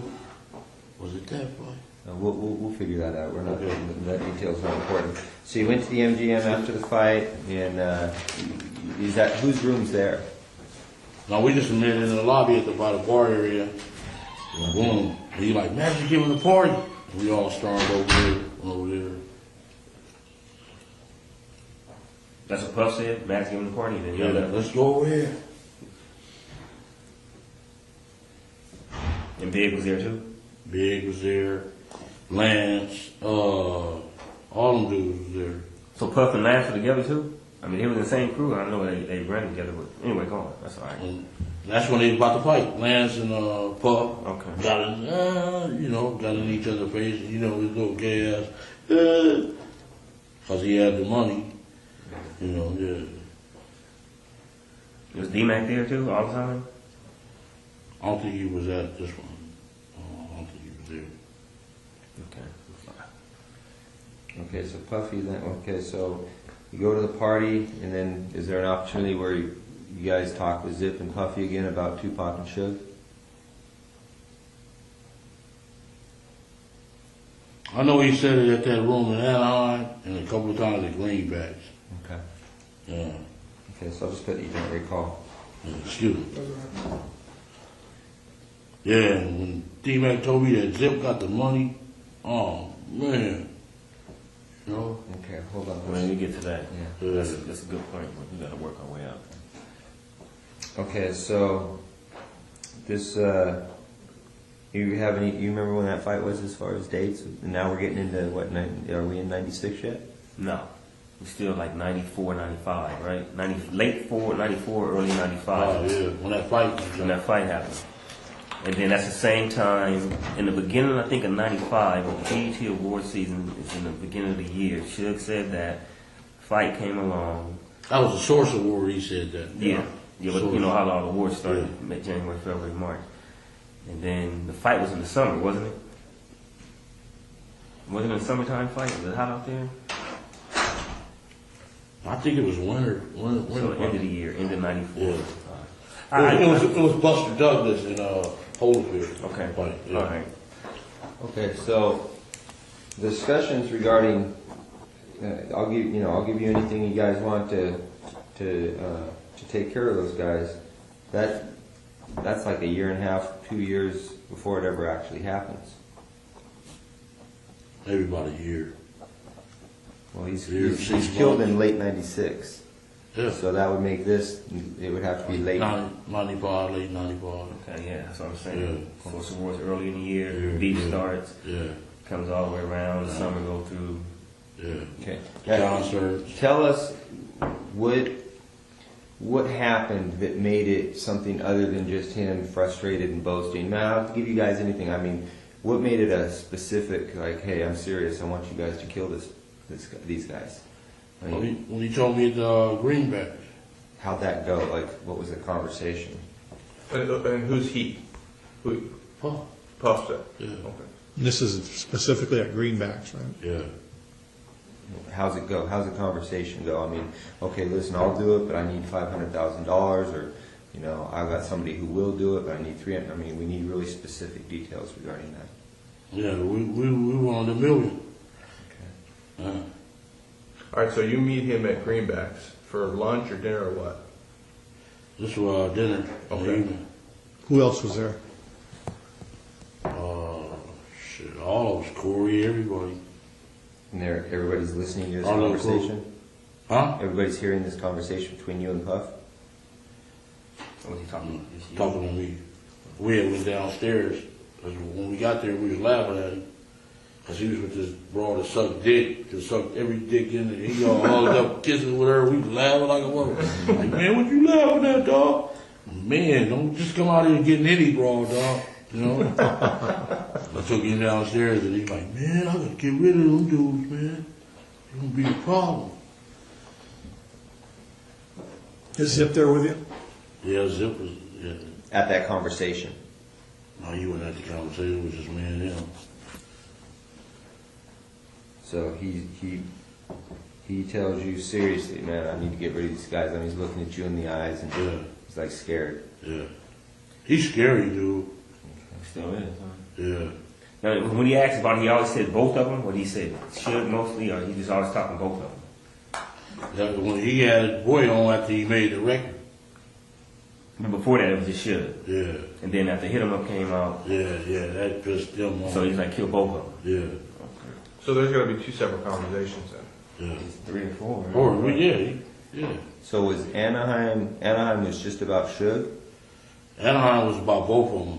Okay. Anaheim was about both of them. And he said it in front of all those people. I couldn't believe it. You know what I'm saying? In Anaheim? Yeah. Whole room full of Crips. You know, they motherfucker go after his ass. Yeah. Okay, so he tells you, I need to get rid of him. At Greenbacks, doing him down the stairs, and you tell him, I do it for $1 million. Yeah. Then when that shit popped off, he Zip like, shit, this y'all perfect, you know. Yeah.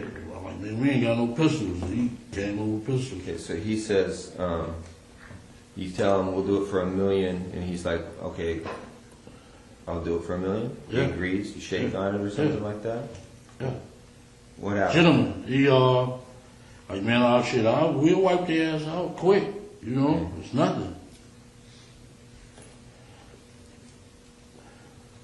So that done, you know, that's easy. Did he front you any money or anything? No, he didn't. But after it happened, he called, what's the name? Zip. Is that us? That's us? And the broad was even calling Faith. Yeah, that's us. You know? She wanted the gun too? She was calling Zip. Is that us? That's us? I'm like, yeah, that was us. Was Keffe, I'm sorry, was Biggie ever involved in any of these conversations about hitting No. Tupac? Okay, it was always just Puff. Puff and Zip. Yeah. You think he knew about it, or he was just like, whatever, he was doing his own thing?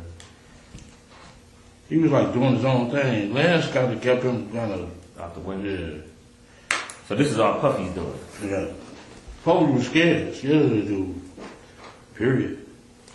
Okay, so you guys make the deal for that, and then you guys aren't out in Vegas then with that intention. That's not why you're in No, Vegas. we've been going to the fight since Pat days, you know, the 80s. So y'all geared up to go to Vegas, and y'all was going anyway, not even knowing who else was going to be down there. Nothing. Not knowing if Pac and shit was going We to be ain't down got there. no pistol. We ain't got no pistols down there, and shit, it was right there. This is your perfect opportunity, baby. That was Zip talking? Yeah. Because of what happened with Duane? Yeah. Y'all see the surveillance I got in the car with him, in that Benz. The broad was in there first, Foxy Brown. She was in? She was in the car with him. Okay. He told her we need to handle some business, so she got out and I jumped in the car. He had a little secret compartment. The thing popped out. Okay, let's work up to that real quick. That's important. Well, but there was, he said that you were there was numerous conversations, the first one taking place in Anaheim, another one at Greenbacks. Yeah. What other conversations took place where you and Puffy were talking about, doing this stuff? So fucking long, man.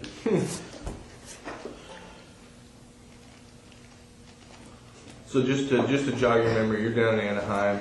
Puff gets up.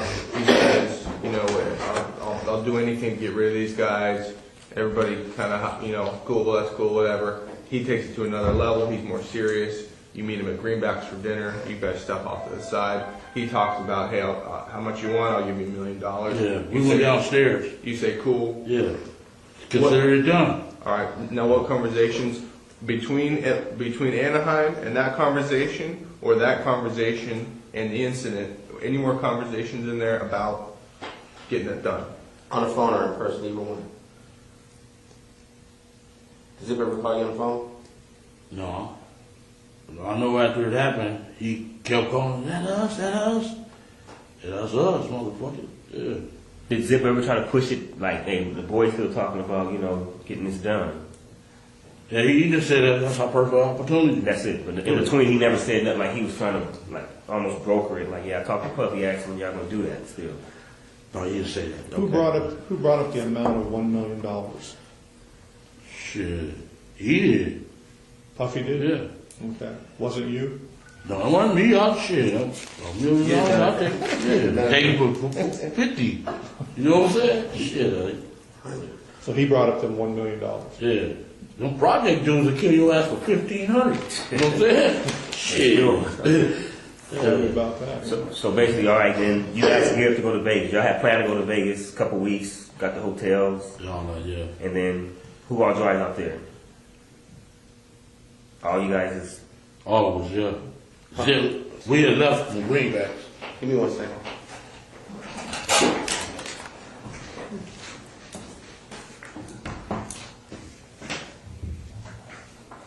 No.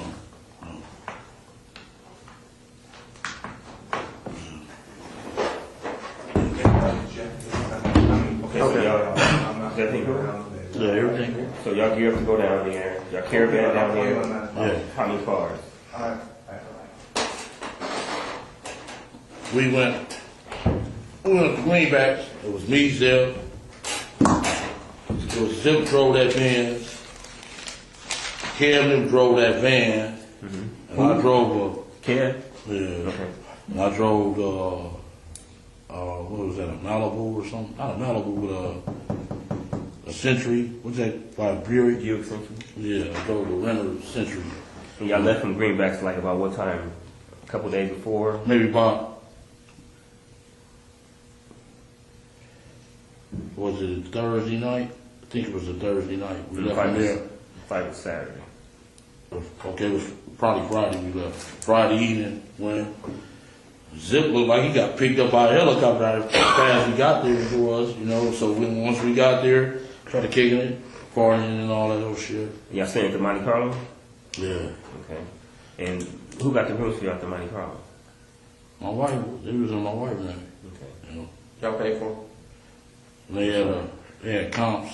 Lane had comps at MG, not the MGM, but Excalibur. Because of gambling. Yeah. Okay. I'm sorry, Greg. No, that's right. I got thrown off track for something. We were in Greenbacks. They have the discussion, everything. How long before you guys go to Vegas is that? I think this is another time at Greenbacks or the same time that Puffy said you know, y'all No, had- this is different time. That's, Okay. that's our headquarters. We meet at. Okay. Every time they come out, we meet. So Puffy had said they agreed to the $1 million, and then Okay. that Friday before they were going to Vegas, they met at Greenbacks with Zip. They caravan from there Yeah. on that Thursday, that Friday night. Okay, so there's another incident. You guys meet at Greenbacks. That's when we go to the fight in the September '96. Okay. And then you leave from Greenbacks to go to Vegas. Yeah. And that's when Kevin's driving the van. Corey, Detroit, the dude from Detroit, Tracy Session, Wynn, all of them was in that van. Me and my girl was in the Century. Zip rode with somebody else. Who's driving the Cadillac? Lane and them didn't come to the next day.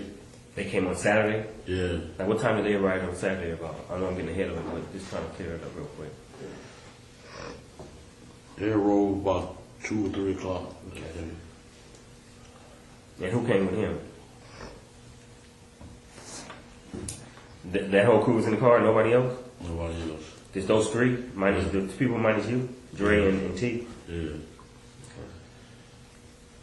Hey, real back at Greenbacks, when you and Tuffy talked about $1 million, you said you walked downstairs. Did he say, come meet me downstairs?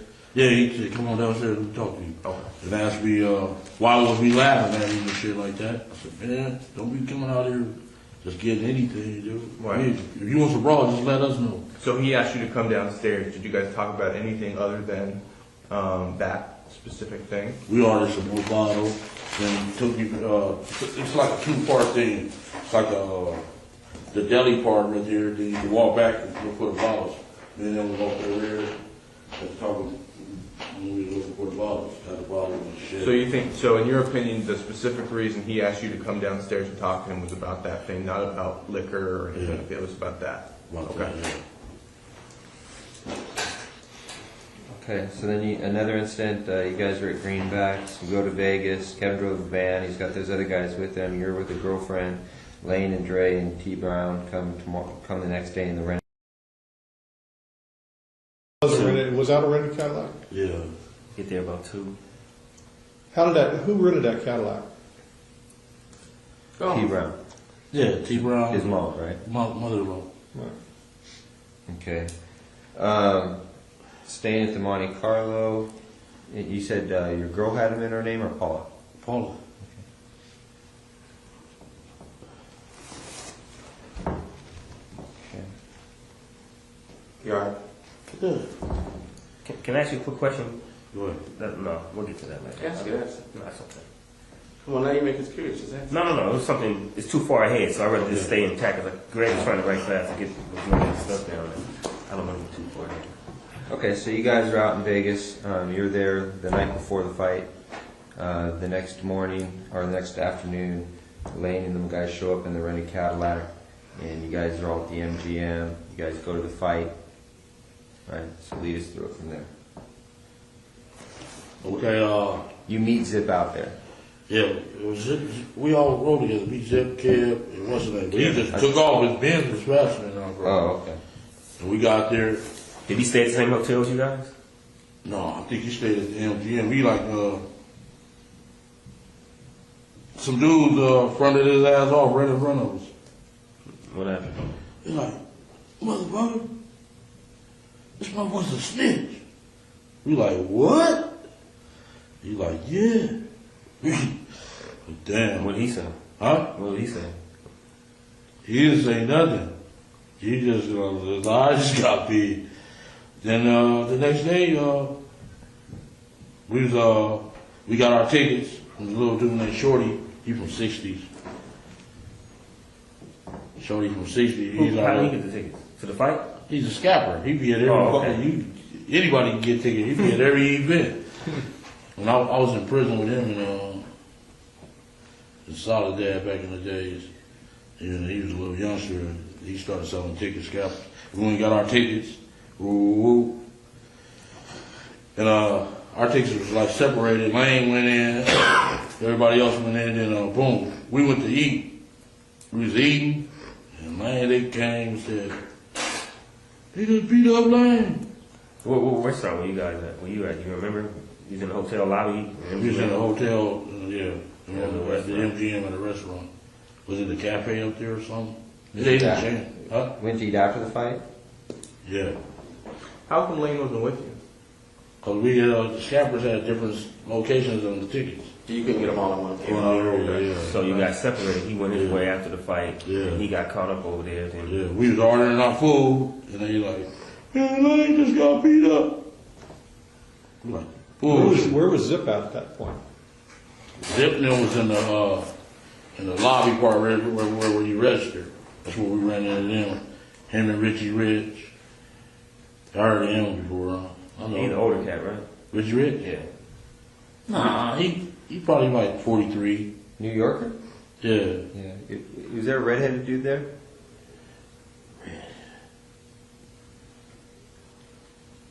I know Richie Rich was there, and Richie Rich. There was a few New Yorkers though was with Zip. Like, man, y'all need some help. We got this. That's what they said? And all these other cats? Yeah. Well, how come everybody else was at the restaurant with you? Everybody knew to go to the restaurant, but Lane was on his own by the doors. Yeah. Well, why? Something's missing. Why is he at the doors and everybody else is at the restaurant? We all went. He was supposed to come to the restaurant too. He just forgot or something. They seen his motherfucking ass and beat him up. He couldn't get there. Yeah. Okay. But on the surveillance, it seems like he's standing there He's waiting. hanging out. He's hanging out. Like he wasn't on his way nowhere, walking. Y'all seen us at the restaurant? Well, yeah, they got video cameras all over them. But him, he wasn't. He was. Y'all seen me? He's like posted up. It looked like he was looking at them when they walked by. Yeah. Well, like he was waiting for him, you think? I mean, I don't know. Well, he wasn't waiting for him. That's what we're asking you. A lot of this, You know, we be after the girls, man. Yeah, but it seems like so you guys get your tickets from Shorty, you give them out. All right, we can't sit together, so let's all meet at this restaurant afterwards. All right, Yeah. everybody bolts after the fight. Everybody comes back to the restaurant except Lane. Lane's standing by the doors. Why is Lane standing by the doors and everybody else is on board, knowing to go to the restaurant? I don't know what his thoughts was. Okay.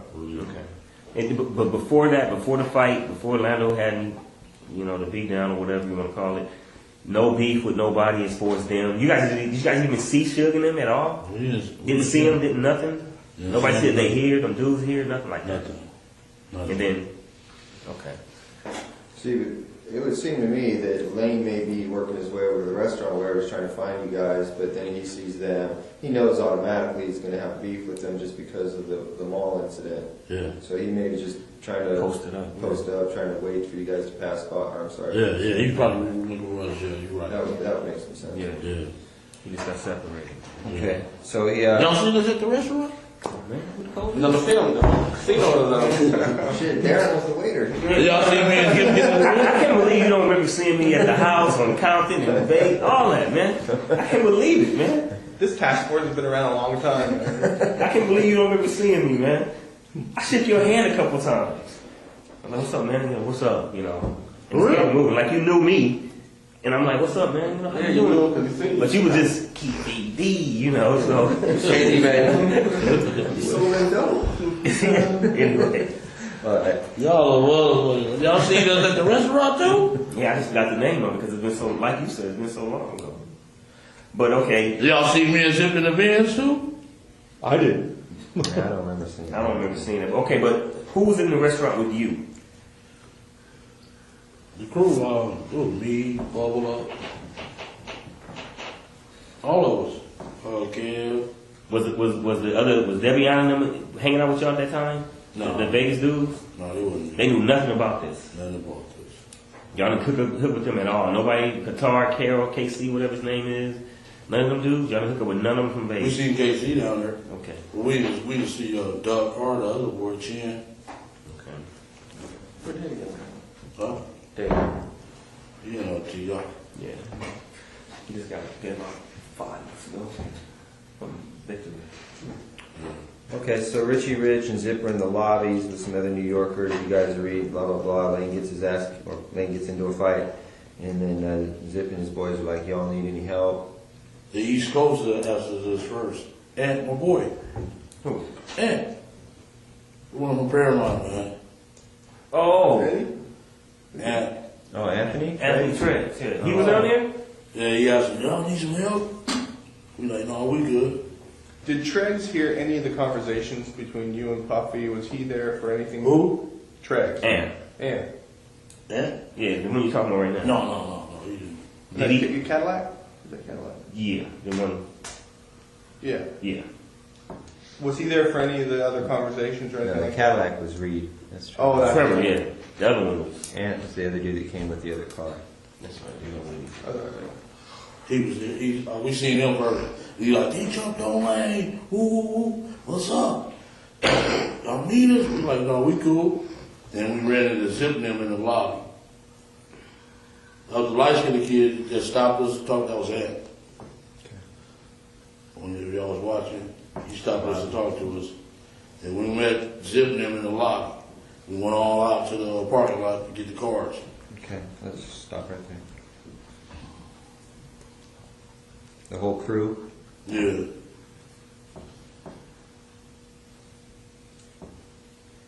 Alright, you get cars and then Zips in his Benz. Yeah. And who's in there? Foxy Brown? Yeah. And does she get out or he tells her to get out or what? Yeah, he told me to get the handle something. Because he told me in the lobby that he had some jimmies. Some what? Had a jimmy.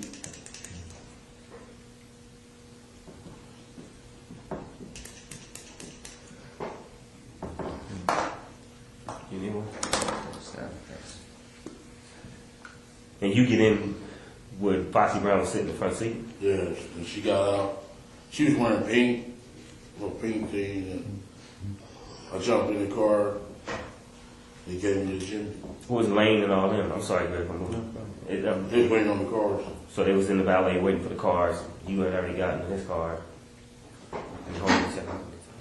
Where does he get the gun from in the car? A little secret compartment. Popped up. Popped up, yeah. In the armrest? Yeah. He gave it to.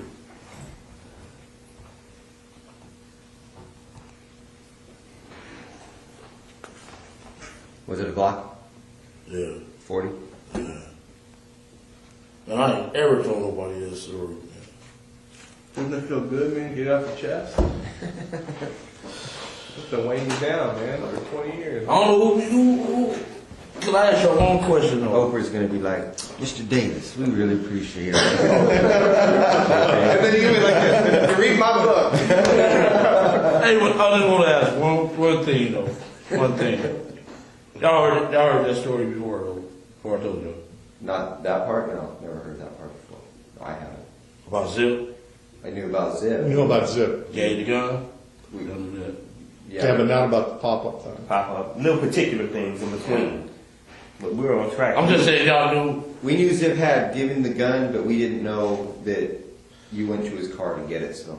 Stuff like that. Let me tell you. This dude punked me though that morning in the garage though, I ain't gonna lie. He got me good dog, I ain't gonna lie. You gotta pray me good, he good. He like, well, I got some shit gonna break your heart, gonna break you to your knees. That's what bothers me. That's what got me, dog. Other than that, I would have went out hard. I would lose my house. Fuck them. You know what I'm saying? Yeah, but that got me though, dog. He said, "God, shit gonna break your heart, gonna break you to your knees." I already knew what it was. I said, "Oh, they got me, dog." I gotta write that one down, man. Put that in the book. I got some shit gonna break your heart, gonna break you down to your knees, keep you deep. See, he can deliver it. I'd be like this. I got some shit that's gonna break her. It wouldn't just sound right. You got me on that, dog. Other than that, I was like, "Fuck y'all, I'm going in, man." Because I am you. I know how you think. I'm from the same place you from. Oh, so I know kind of what to say. Where you from? You from the neighborhood? We won't even talk about that. You don't even want to know. You're so proper, man. You know what? That's called education a little bit. Yeah. So property now. You got me on that one, dog. Then I said, "Break my heart, then." And I thought about it all over that week. I said, "Oh, they got me, dog. They gonna give me the death penalty." Yeah, man. Yeah. It was a stretch, man. Yeah, it's been a stretch. But okay, will we agree? Okay, so we get the gun out of the armrest. Zip gives you the gun. It's a 40. I assume you check it, loaded. You put you get your own ammo. How's that happen? It's already loaded or what? It's already loaded. You just put one up. Okay, where do you go to? What do you tell Zip right then? What's that? Do you tell Zip, hey, we're gonna go handle this shit or whatever? Yeah, they asked like, do y'all want us to come? We like, we know where them motherfuckers at. They was telling us that they gonna be at the 662 club. Who was saying that? Everybody. Everybody out there? Yeah, everybody. They gave us a concert. Well, how do you know that Zip's got a gun? Does he tell you? He told us in the lobby when I met him in the lobby. I got one. What did you ask him? Do you have one, or he just tells you, okay, I got one? Yeah, that's when they asked us, do we need some help? I got some Jimmy. Like, yeah, okay, cool. All right. But only one he gave you. Yeah. And so KC went to go get some guns, but he never did get back with us. So it was a lot of people out there and asking you guys, Southsiders or Lando, like Trey and who else? Just the East Coasters asked us first, the East Coast Crips. Then the New Yorkers asked us. That's it, okay. We like, we don't need y'all, we good. Yeah, okay. Then y'all, you get the heat, you get out of the car with Zip after everything. What do you say to him? Like, man, we're gonna handle this? Like, Yeah, we're gonna go ahead. He's like, yeah, it's your perfect time, you know. Okay, then you jump out of the car, and then what happens? I got in the van with the busters. You know what I'm saying? Who's in the van? Where do you put the gun? What do you do with it? What is that thing? Yeah. Yeah. Okay, so Keffe, you get in the van with who? Corey, Wynn, Kev, Wynn cousin Tracy Sessions, and some dude from Detroit. And they was, Lane them said they had a gun up under the hood. In the rental car? Yeah, they put one up under the hood. So, okay, that's cool. So we go to the 626. I'm sorry, real quick though. Lane's in the van too at that time or no? No, they in the Cadillac. Okay, so Lane in Cadillac with T Brown and Dre. Yeah. You know who's driving in? You drove off from the hotel? T-Brown. T-Brown was driving still? Yeah. And y'all go with the van. This is 2 cars go to 662. Yeah, the van and the Cadillac. Go to 662. Yeah. I'm sorry, go on, Grant. So when you guys leave the motel after you get the gun from Zip, you guys never go back to your rooms to discuss anything or anything at all. You go from the MGM, or I'm sorry, from the MGM out on the hunt for these guys. You guys never go back. We went drop the girls off. Me and Lane did. At what point? Before you met with Zip or after you met with Zip? Well, that's a long time. I know I gave Paula money to go gamble and rush. I don't know what rush. That was Lane's girlfriend, Rashid, or whatever. Yes, Rashida. Yeah. I know I gave Paula the money to gamble on, but yeah, then we went looking for him we went Just the 2 girls that you got. That's what you saying. You said the girls. Just those 2 girls, or just a lot of girls who were out there. Just Rashina and Paula. There was a few girls out there. Okay, with them, their whole crew. Yeah, their crew. Okay. And I gave her money to go gamble. Boom. We get in the car. We get in the fucking van. Go up to the 626 club. And Corey, they gonna kill us, dog. You know that motherfucker. You know, got the police killing motherfuckers and all that. Man, you crazy. And fuck, dude, I know dude since we played fucking football. He's a bitch. You know. They got you scared. Did you get in the van in the valet area of the MGM? Yeah. Okay. Who was driving that van? You probably already answered that. It was either Kev or Corey. Okay. And when we went up to the 626 club, they didn't show up. We waited about 15, 20 minutes. They didn't show up. So it's like, let's go get some liquor. We stopped at the liquor store. I got out the van with their ass and jumped in the Cadillac. Them motherfuckers buster, they scared. Where was the liquor store at? What's that street? It's a highway. What's that big highway there? Las Vegas Boulevard? No, not that one. It's east of it. Oh man, Highway. what's the one that runs behind all the hotels? It went Craig.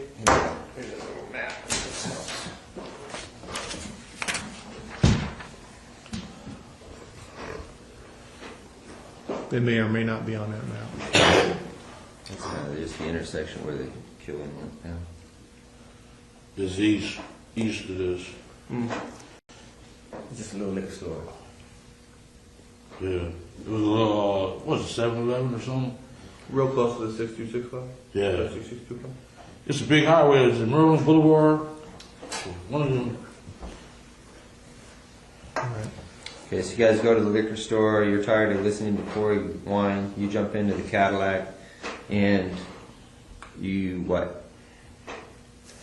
You go to the liquor store, you get out of the van, you jump into the Cadillac with Lane and them guys, and then what? We rolled up, what was that? Was that Harmon? There is a Harmon on there. Harmon Street's on there if you can see it. Should be a Harmon Street on there. Koval, Harmon. And where did he get shot at? On Harmon, didn't he? Mm-hmm. Was Flamingo and Harmon right there? Something like that. No, it's on this street in Harmon. Where he got shot. Yeah, Koval. We was,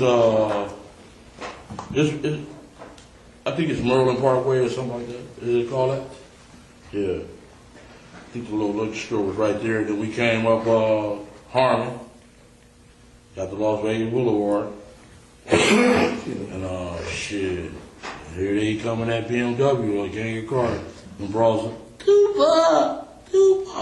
And we like, there they go. Made a U-turn. We wasn't supposed to make a U. We just wanted a U-turn, and they was in the middle lane. And we just pulled up on the side, checked every car to see where they was. So what directed your attention to him was some girl shouting at Tupac? Tupac! He gave himself away. Otherwise, they would have got away. He already not, you know how he do. Oh, they go down to the finish. And we ain't got him. You did a U-turn, so then you pull alongside of it. You guys are in the car. Have you already handed Lane the gun at this point, or at what point do you hand him the gun? I thought he was going to pull on my side. You know, that's my little nephew. I'm going to look out for him, you know. And he pulled on their side. So you were fitting to blast if you had to, or you were just... Yeah, if we would have been on our side, I would have blasted. Okay. So you hand the gun to the back seat. Yeah. You hear Lane? I gave it to Dre, and Dre was like, no. And Lane's like, dude, he popped it, dude. Now, when you first talked to you a few weeks ago, you did say that Orlando was behind the driver. Is that right? No, Orlando was behind me, the passenger. Okay. Dre was behind the driver. Okay. So when you passed the gun, you passed it to Dre? Yeah. Okay. He was the closest to him. He you know. He didn't want no part of it? Yeah, he was scary. All right. I know he would be scary, but when I got out of jail, he said he was a bad motherfucker. Dre? Yeah, I'm like, is that right? He used to faint all that shit. All that shit. Oh, what we gonna do? Could be Duke had his girlfriend like to kill him. Huh? His girlfriend killed him, didn't she? No. I think you're... No, she did. He just had a sinus problem. Okay. Okay, so Lane, so you guys pull up alongside. This is essentially, I think, what...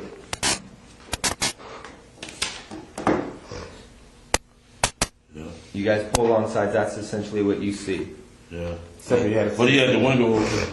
The window down. Oh, was it tinted or no? Or No, he had the window up. Okay.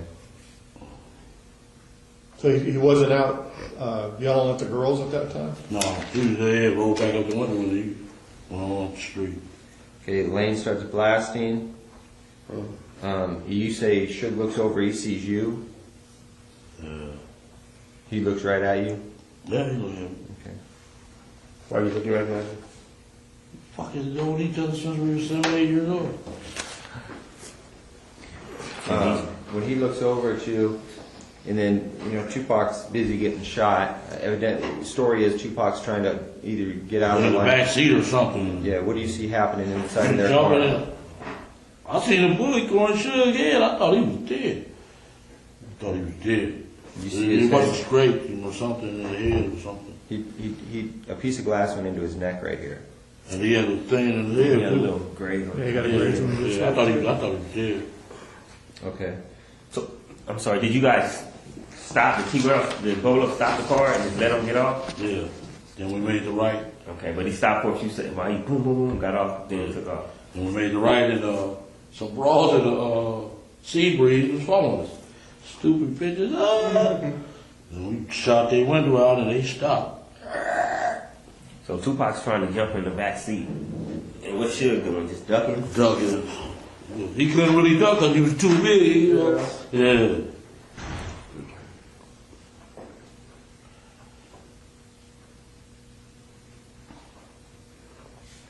So you try to pass the gun to Dre, he says, fuck it, I don't want it, does he? And then you say, fucking Orlando takes it? Yeah. Or wait, you give it to Dre and Dre gives it to Orlando. Yeah. You know, Yeah. Dre didn't want to do it. and Dre's doing like this when he's shooting, is when he gets on, Yeah. leave it back. Yeah. And once we got out of the car, he was acting like a bitch. Then I'm like, get a hold of yourself, bitch. Dre? Fuck, yes. What was he saying? Oh, what we gonna do, big on here? Man, shut the fuck up, bitch. What's wrong with this, you know? Well, where did you go after the shooting? Went to the Monte Carlo. Do what? Real Before we get quick. there, yeah. Okay, so the shooting goes down. He's trying to get in the back seat. Suge's ducking out the way. You guys pull off, and followed by Sebring. A sea breeze, some broads. They ain't call y'all or nothing? The broads? I don't know. Can't get you. Hey, come on, man. We been talking over it. Man, we've been doing this so many times, man. On these trucks. Sebring. It all comes out. Lane starts blasting back on him. Yeah. So he had bullets left. Yeah. How many rounds did you say he shot in the Tupac in the car? If you had to, About 6 or 7. 6. And then how many times did he shoot at the girl? Twice. Just twice. Afterwards, when you guys are rolling, just rolling to the hotel, you go straight back to the hotel? I went and parked the car by the carriage house. By the carriage house? You dumped the car and just left it there for, I mean... We left it there at the carriage, it's a parking lot on the opposite side of the carriage house. We left the car there and put the gun on the tire and left. On the tire, front wheel tire, back tire, what? The front tire. And then left. And left, yeah. Was there any bullet holes in the car? Because somebody said somebody shot back at you from... No, ain't nobody Nothing like shot that? No, never no bullet holes in the car? Never. Okay. Which tire on the front? You're the passenger side of the. Passenger side. When Orlando was shooting, was the gun all the way out of the car, or was it in the car at all? Do you remember? We got the shells out of there, though. Did you? Yeah, we did. On your way to park the car? When you were leaving to go park the car? The next day. I understand. Both of them did. So the next day, oh, you didn't go back the next day? We rolled back the next day. The gun was gone? The gun was on the tire when I left. The next day though? I got in my car was, I was in a rental car. I don't know what they did with that after that. Well, Keith, man, you just got this gun from Zip. You don't want him implicated in the shooting. Now you've got a loose end because you put the gun out there on the street like that. Could come back to Zip because we don't know, and you don't know at this time whether it's registered to him, his people, whatever. That's kind of lame. No, that's just not. Okay. He don't give a fuck about Zip. Yeah. He just No, done. at that time. No, he don't think like, you know what I'm saying? He ain't thinking like that. Well, why would you leave a gun? He's not thinking like, y'all thinking intelligent like Retired Las that. They Vegas, ain't- and you just killed, they just did a big murder with it. They're not thinking like that. You want the truth or you want me to tell you a lie? You want me to lie? No, I want the truth. Okay, we left the fucking gun on the tire, dude. That's all. That's all. That's the last time I seen the gun. That's the last time you saw Yeah, they don't think like that. You want me to lie? I can No. throw it out. We don't get us anywhere. I just can't believe you do that in Compton. What's No, that? that's what they did. They don't think like that. We just left it on the tire. I guess I don't know what T Brown did with it or whatever. What he got? It wasn't our concern. We did what we had to do. Boom. And I Plus they don't I drove think back that in my. Me and Lane drove back in the car. Went on home. Immediately after that? No, the next day. So what y'all do At the gym. after y'all left the gun on the tire? Where'd you guys go? We smoked weed and drink. Yeah. Where? At the What? hotel? At the hotel. Stay in the room? Yeah, y'all see the surveillance? I don't know. Okay, the carriage, you guys park it in that parking lot. Do you walk or does the van come by and you get in the van again? No, we walked. Okay, you walked over to the treasure or the Monte We Carlo. walked right upside that Coca-Cola place. It's a little crosswalk that goes straight to the Monte Carlo. Okay, so you guys go back to your room. And they pulled up in the ambulance while we was standing right there. Take our bullshit. You guys on the street with We on Las Vegas Boulevard at the crosswalk, and they pull up at the ambulance right next to us. with him in the car already? Pops in the car. Tupac and Suge in the car. And y'all just This walking. close. Did they see him? He couldn't see out there how many last night because he wasn't really hurt. No, they couldn't see. We didn't give a fuck. We They know I'm they talking about the ambulance was parked right here. Right next to us. That shit was as funny as a motherfucker. So you guys continue, you party at the Monte Carlo, or you go someplace else that night? You get strip club or anything like that? We was at the Monte Carlo. Okay. And you all four stay together? Huh? Y'all four stay together? T Brown and T. you and Lane. All of us there were stayed together. By that time, the band had come back around. And, yeah, they came back. They came back. They met you at the They didn't hotel? even know we did it. Y'all didn't tell them nothing. Y'all just act like nothing was going on. Nothing was going Let me say on. something real quick. It's weird. I know how, like the way Greg Carter said, it's like, y'all just did this big thing, but to them, that dude's nothing. Yeah. Y'all don't care about him. They act Yeah. like, yeah. Not They don't just act y'all. like he's a big thing and nothing. They like, he's nothing. He's dead. And when we got back, the war broke out. Y'all come. We'll get to that. So you guys go back, you just party, drink, smoke. It's not really discussed. Nobody's making a big deal about it. Everyone goes back to their room to go to bed. You talk to the girls about it at all?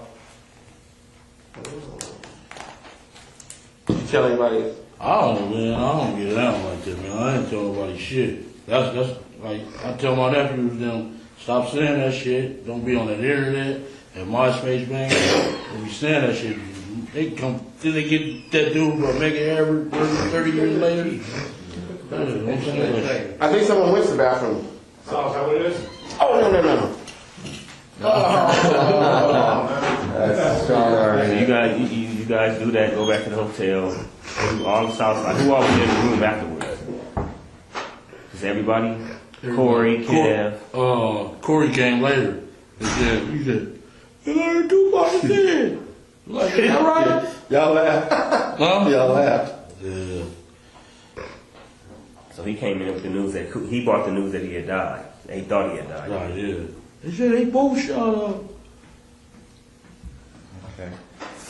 All right. So that night goes by. The next morning, you guys go get up. And you go back down to the Cadillac. I didn't ever go back down to the guy. You didn't. Some other people went. Okay. T. Brown, he had to go get the car. Okay. I thought you said you and Lane drove back. Oh, we drove that, a Century back. Was you and him? car. And your Me wife? and wife.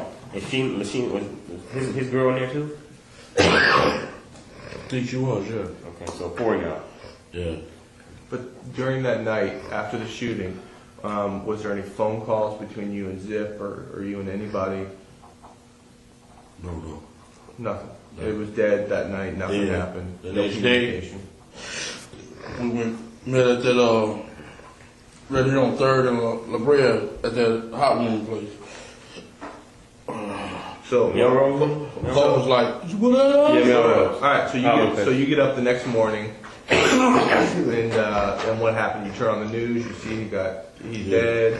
We already knew. You already knew he's dead. Any phone calls? You call anybody? You call Zip?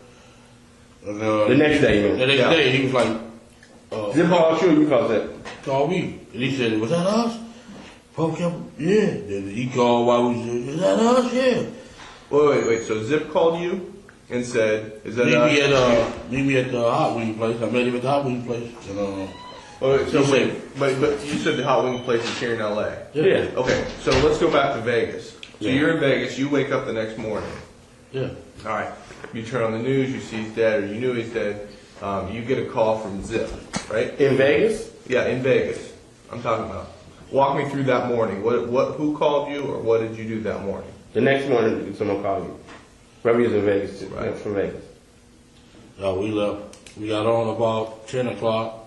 Then I got a call once I got back to LA. And he said, come meet him at the hot wing place. He said, Pope, come on back. And he told him, yeah. Okay, so let's go back to Vegas. What were you gonna do about the car? What was I going to do? What were you gonna do about the car? Or what did you know was gonna be done about the car or the gun? It wasn't my concern. You didn't care about it at all. Okay. I got my mother-in-law had rented my car. I had to worry about her car, and he had to worry about his car. Shit. And I swear, Highway Patrol was gonna pull his ass over, man. Y'all was man. Y'all was. Do you know if he had the gun with him still? I don't know. I know the Highway Patrol was on his ass for about at least 10, 15 miles. I know he was shitting bricks. You know what I'm saying? I'm like, damn. And you never know what happened to the gun. After T. Brown never talked about, No, I never knew. Okay, so you get back to LA the next day, Zip calls you, says, meet me at the Hot Wing place. Where at? In my Peaks. Melrose and Brand. Yeah, where Peaks is? Yeah. Place to this. Alright, so you guys go over there, Zip shows up, you guys, what happens after? What's the conversation with you and Zip? He said, Paul kept on calling, was that us? That us? And he told him, yeah, it was us. Faye called him. Ooh. I said, we go get our little money. He said, all right, I'm going to go back out there. Ooh. Okay, so Puff called Zip and said, was that us? Faith called Zip and said, was that us? Would you talk to Puff too? Yeah. Yeah. So when you're talking to Zip, when you're at the Hot Wing place talking to Zip, Puff, he Puff calls. Yeah. On Zip's phone or your phone? Oh, Zip phone. And Zip gives you the phone? Yeah. Okay. Kept on saying, was that us? And Zip was like, yeah, that's us. So everybody was happy. Yeah, man, they wanted, we needed some money, man, because y'all raided our house and took all our guns. You know what I'm saying? So that when you talk to Puff on the phone, does he ask you, was that us? Yeah. And then you say, yeah. What's his response? He was happy as hell, shit. And did you ask him then about his money? About your money, I mean? When you gonna get paid or whatever? No, I should say that on the phone. On Zip, Zip go get our cash. Yeah. Zipline handles that part. Yeah. Okay, so you tell Zip we need to get paid. What does Zip say? I'm going to go back home and handle it. Yeah, I'll get back with y'all. Yeah. I said they just took our raided our house and took our guns and all that shit. So, yeah. Okay, the raids occur. Then I gave a meeting. That was stupid as hell. For the South Side, we gave a meeting and all them motherfuckers told everything. Well, that's when everybody in the whole hood started, you guys. Yeah, man. I shouldn't have did that. That was the fucked up move I ever made. And was that after the guns were taken from the hood? And, police was raiding the houses, or was it before? It was before I don't remember. I know we gave a meeting at the park at Cerritos. Them bitches went and told everything, man. And everybody, both clicked. I mean, it was a temple and whatever. All of us clicked. Yeah, all came back together. Yeah. Yeah, man, a park in Cerritos. What's the name of that park? Regional Park on Bell Bar. It was all in that first affidavit anyway. We read all that shit. Okay, so you called the meeting though? Yeah. Okay. We read that whole affidavit. You know what I'm saying? We know what's up. So you called the meeting to discuss the incident? Yeah. Okay. And then, and everybody like, we heard you got your $1 billion, man. We gonna kick in. You gonna get your punk ass out of my face, bitch. You know? Right. Alright, so, meeting takes place, people are complaining, they want the money. You at some point, you reach out again for Zip, or how do you try to get paid? I kept calling his ass. And, the next time we seen him was, where was his ass at? Was he avoiding you? Yeah. We met him at Roxbury. On purpose? You ran into him, or you guys had a call? We had a meeting. Who set that up? I did. So you called Zip, you finally got a hold of him, you told him He said, I'm back out here, meet me at Roxbury. That club on Sunset? Yeah. And they were shooting pool, and them Don Woo Riders ready to beat their ass. Who's they? Zip and who else? Zip, D-Mac, who was that? Fleetwood. Fleetwood? Yeah. Do they hang with Flint? Yeah. Was Flint out by then? No. Okay, then y'all meet, and then what? We meet? Now, when you have a meeting, is D-Mac and Fleetwood all of them there with you guys? No, we didn't. It was just me and him. I was talking to him. What's up with your cat? And he ain't gave it to me yet. And D-Mac told me that shit. He said, man, Zip got that money. He like, huh? He didn't tell you that night, though, because you thought he was still trying to get the money, right? Yeah. I'm talking about he told me this past summer. And what's the name? Fell out behind all that shit. When you guys met at the Roxbury, how long how much time passes before I'm sorry.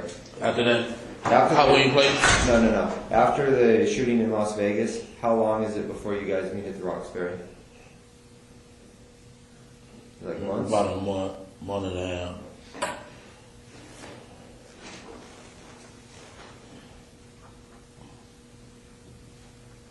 And so he tells you that Puffy hasn't paid him yet, right? Yeah. All right, and what do you tell him? That, What's up? What the fuck? I need money. Yeah. We need money, motherfucker. They took our guns, all that shit. We need some money. And you want to We make got millions, more than, you know. And your business shut down. You wasn't doing no business, nothing. Y'all ran my Colombian out of town, man. I mean, we did. We should have did that shit. We shouldn't even met Puffy. We should have just stayed rolling, man, you know. Y'all was on my ass since 93, though. You gave us a good run. Yeah. Okay, so you at what point do you lose touch with Zip when you just realize you're not going to get paid? At some point you realize. Once y'all got on our ass, man, that watch shit. I was on our ass, man. Okay. So 96 comes and goes, 97, then you end up you pick up that case. 97. Man, y'all, after that shit happened, we couldn't breathe. You know that. Y'all put the heat on our ass like a motherfucker. Okay. And then, so you end up going to prison. Yeah. Since you've been out of prison, have you talked to Zip? Not one time. And then what about Puffy? Not one time. Okay. I tried to call him several times, though. That little daddy out shit. You got messages? Hell yeah. They didn't call back. I think if he would have just gave us half the money, you know what I'm saying? I would stay strong like fuck it. Okay, so a couple months ago you say you run into D-Mac. And D-Mac's, he tells you. I like, man, call your boy, you know. Because they went to Howard together or something. I like, man, call your boy. He like, man, what's that name still, man? What's Zip behind that shit? Zip got that money. I like, what? He like, yeah, man, dude gave Zip the money. Where'd you run into D-Mac at? What street is that? By your boy, the tall guy with the Cadillac truck. What street is that off of? Florence? Where's the Cadillac truck? The blue Cadillac truck, man. Oh. I'm at a lot. One, two. The 900 pounds. I don't know. Oh. You got a lot on my mind, just like you, man. No, off of Topanga. I met him off of Topanga at the 76 station. Yeah, Cadillac truck. Anything? Is that their name? Oh, yeah. Huh? No. You know what guy I'm talking about. Dudes, Detroit Pistons. Oh. Yeah, you motherfucker. Oh, out there in the valley. That's where you run into Darius. Okay. Yes, the bitch. Let me tell you what he did to me. I'm gonna tell y'all another thing I know something. Did I tell y'all? On the 40-some-thousand. This motherfucker, I threw the money in the back thing. The motherfucker say, hey, let me talk to you, dog. I went over there and talked to him, and here y'all come. I said, this motherfucker, I'm up on all that shit, dog. I said, this motherfucker got my money cracked. As I was thinking about it. He said, man, let me talk to you. Man, if the police hanging out in front of your house like that, I'm like, yeah. I said, man, that sound like the Fed. He like, yeah. I'm like, yeah. And sure enough, here come the car from by the school, and here come the other one off Glencoe. The car off the school threw us off. I said, oh, here come the popo. I jumped in the car, and here come that other car. Woo! Ah! Stopped right at me, man. And grabbed him, and he like, man, I got a gun. I'm like, you going to jail, dude? And he like, yeah. Dude handcuffed his ass, put him in another car, and let him go before us. I said, oh, that motherfucker snitching, man. Tell you, I'm up on all that shit, man. Y'all shit is easy, though. I swear. Yeah, they handcuffed me for it. Huh? There he go with his gun. I said, damn, what he need that for protection from me? That's a cold shit, boy. Well, let's get back to. Okay, you run into D-Mac in the valley a couple months, 3 months ago. Yeah, in like fall, summertime. Talking about this year? Yeah. And you tell him, hey, call your boy, call Puffy. Yeah. And he tells you, And Zip got paid. They fell out behind that old shit. Plus Big got killed. I said, shit, I better not see his ass. okay, they fell out behind what? Behind the money. They behind Big. Big got killed 6 months later. I thought y'all had a store. I'm missing something. Yeah.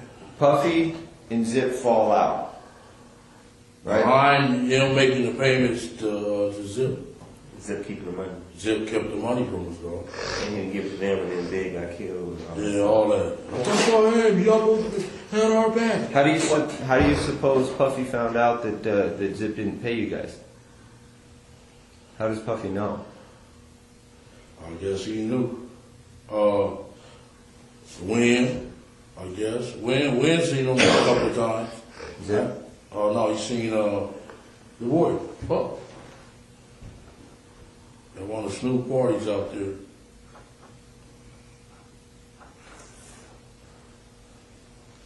In New York? No, it was at Snoop house. Oh, in Long Beach? Claremont. From his house, at his house. Yeah. They all on pictures and everything. He came. I said, man, you didn't call me. No, dog. I thought you gonna answer this. Motherfucker. I said, you get the number. You got the number. We call. Motherfucker. You know what I'm saying? Well, I was seeing his ass, man. Give me the jewelry and everything, you know? Stupid motherfucker. Okay, so Zip doesn't pay you. Puffy's pissed off because Puffy did make the payment. You have any idea what amount of money Puffy paid? D-Mac didn't say it. Okay, so D-Mac tells you they fell out beyond that whole thing. You think that Win had probably talked to Puffy about the money at one of these Snoop Dogg parties? I said he didn't. He just gave him the number. I heard TV out. Ooh, we go the number. We called him up with a number. Phone off. Puffy gave Win his number? Yeah. I said, you let him give you a number? That was so stupid. Why you get the jewelry? Let me all, you know what I'm saying? Collateral. Yeah. Okay. But you left a message when you get the number? What? You called and left a message? Yeah, he ain't answer it. The man got about 50 phones. He throw that shit away. The phone's easy, man. All right. And what about you? You also said that that Kane told you something about Zip. Yeah, he said Zip got the money. They fell out. When was that? When did Kane tell you that? When did I get out on that violation? That was 2005. Kane's name is Gregory. Yeah. How about Pete? How much time they gave Pete? Pedro Hill? Yeah. Shit, I think he got 5-6 years, didn't he? Ooh. God damn, hurt. Boy, this some cold news, man. The game ain't right. I advise everybody to quit, dude. Where were you when Kane told you? Is this when you were back in Richmond or? Care Oh, only went out there one time. They said I stole $10,000. I said, bitch, I stole $10,000. No, that's your brother saying that. That's not. Yeah. Kevin. That stupid ass motherfucker. He don't know I'm saving his life. $10,000. Oh, you know about that too, huh? Yeah. Okay, so Kane tells you you're over at Kev's house 2005. Kane tells you, man, Zip got that money. How does Kane know Zip? Just from out there in New York. Just the New York connection? Yeah. Everybody knows Zip. Zip's big and a mother out there, man. Yeah. Now, you know Kane's on the run, right? He on the run? Yeah. Oh. You have any contact with him at all? I thought his ass was snitching because he got caught with 12 keys. Yeah, he bugged out on that. He did? Yeah. I ain't got no contact. He be up in Baltimore. Right there by that school. By the way, do you know if Gregory Brooks, if his people back in Baltimore are the Brooks brothers that were in the newspaper like a couple years ago behind that big bus? No. You don't know if that's his brothers? No. Gregory, that's my cousin. Okay. Yeah, I know he was sending stuff to Baltimore, but wasn't he, the Brooks brothers from Baltimore, you don't know who they are? No, he ain't kidding me. Okay. Yeah, his brother named Garfield. And he phone company, man. Gregory quit. Gregory, Craig, all of them. All my older brothers and shit quit that shit. Yeah. Yeah. But Greg's sons, both of them in jail. One of them in jail, aren't they? Yeah. Very long. Banging and stuff, huh? Y'all is up our ass, huh? Yeah, man. Lil Lane better watch out. Craig's brother, he out there. Why you gonna stop him from doing what he doing? He out there banging and stuff, ain't he? Who? Craig's little brother. They call him Lil Lane or whatever. Craig's son. They call him Little Lane? Something like that. No, they don't. Mando or some shit. I don't know. Something like that. Baby Mando? Yeah. So I think one of the last things is, what makes you think though that now that you'd be able to talk to either like Zip or somebody in person? Keffe D, I know you're I know you're Keffe D, but listen, they had a fall. Seriously though, I mean this is. Man, I would go ask Puffy, man. I would. Hold on, let him say it. Right. Puffy's Puffy. You're Keffe D. Puffy's Puffy. Okay, and now he knows that, you know, you can't afford to be making any mistakes right now about the ghosts that are in his closet. And, you know, all of a sudden Keffe D comes up out of nowhere and starts wanting to talk about the murder of Tupac. He couldn't really come like No, I that. ain't gonna come back. Give me my money, man. Give me my money. But I'm saying he ain't, I'm just, from my standpoint, he wouldn't just come up to him like that. He'd have to create a scenario where he'd feel comfortable. Then let's talk about creating Like I give you an scenario. example what I would think, like maybe like. All right, y'all find out where he at in the club. Just hold on, no, just listen to me. You wouldn't just have him just pop up on a dude. No. You create a situation maybe like where Keffe was in town, he was doing well, maybe Keffe had a business and that he was putting together, a clothes business or something like that. He'd come at him like that, and then they would kick it, and then the conversation would come up. I mean, you wouldn't just have him just walk up on him like that. Right. We I mean, don't know how to create that. That's why we need your guys. Because I mean, Puffy. You want my input? Give me an example. Let me say Exactly what I want. Is your How many you looking think for? you You can have? out there that you looking for him? No. I've been looking for his ass. Believe me. You know that too, right? Yeah. When I run into at the club, man, when he got that walk of fame, motherfucker, I was right there. But what I'm saying is, that store. But what I'm But saying it was too many of y'all around here. he's not going to just give you a straight conversation. He's going to feel comfortable. So you got to create something that's comfortable for him. I mean, I know how you're thinking, but it's been a while. He's sophisticated. He's scared. I'm just saying maybe you have to create some type of. They know they don't want to mess with you. They don't want you coming at them wrong. He embraced it when, you know what I'm saying? Shit, my boy, you know what I'm saying? He cool like win like that? Yeah, he gonna embrace the shit out of us. That's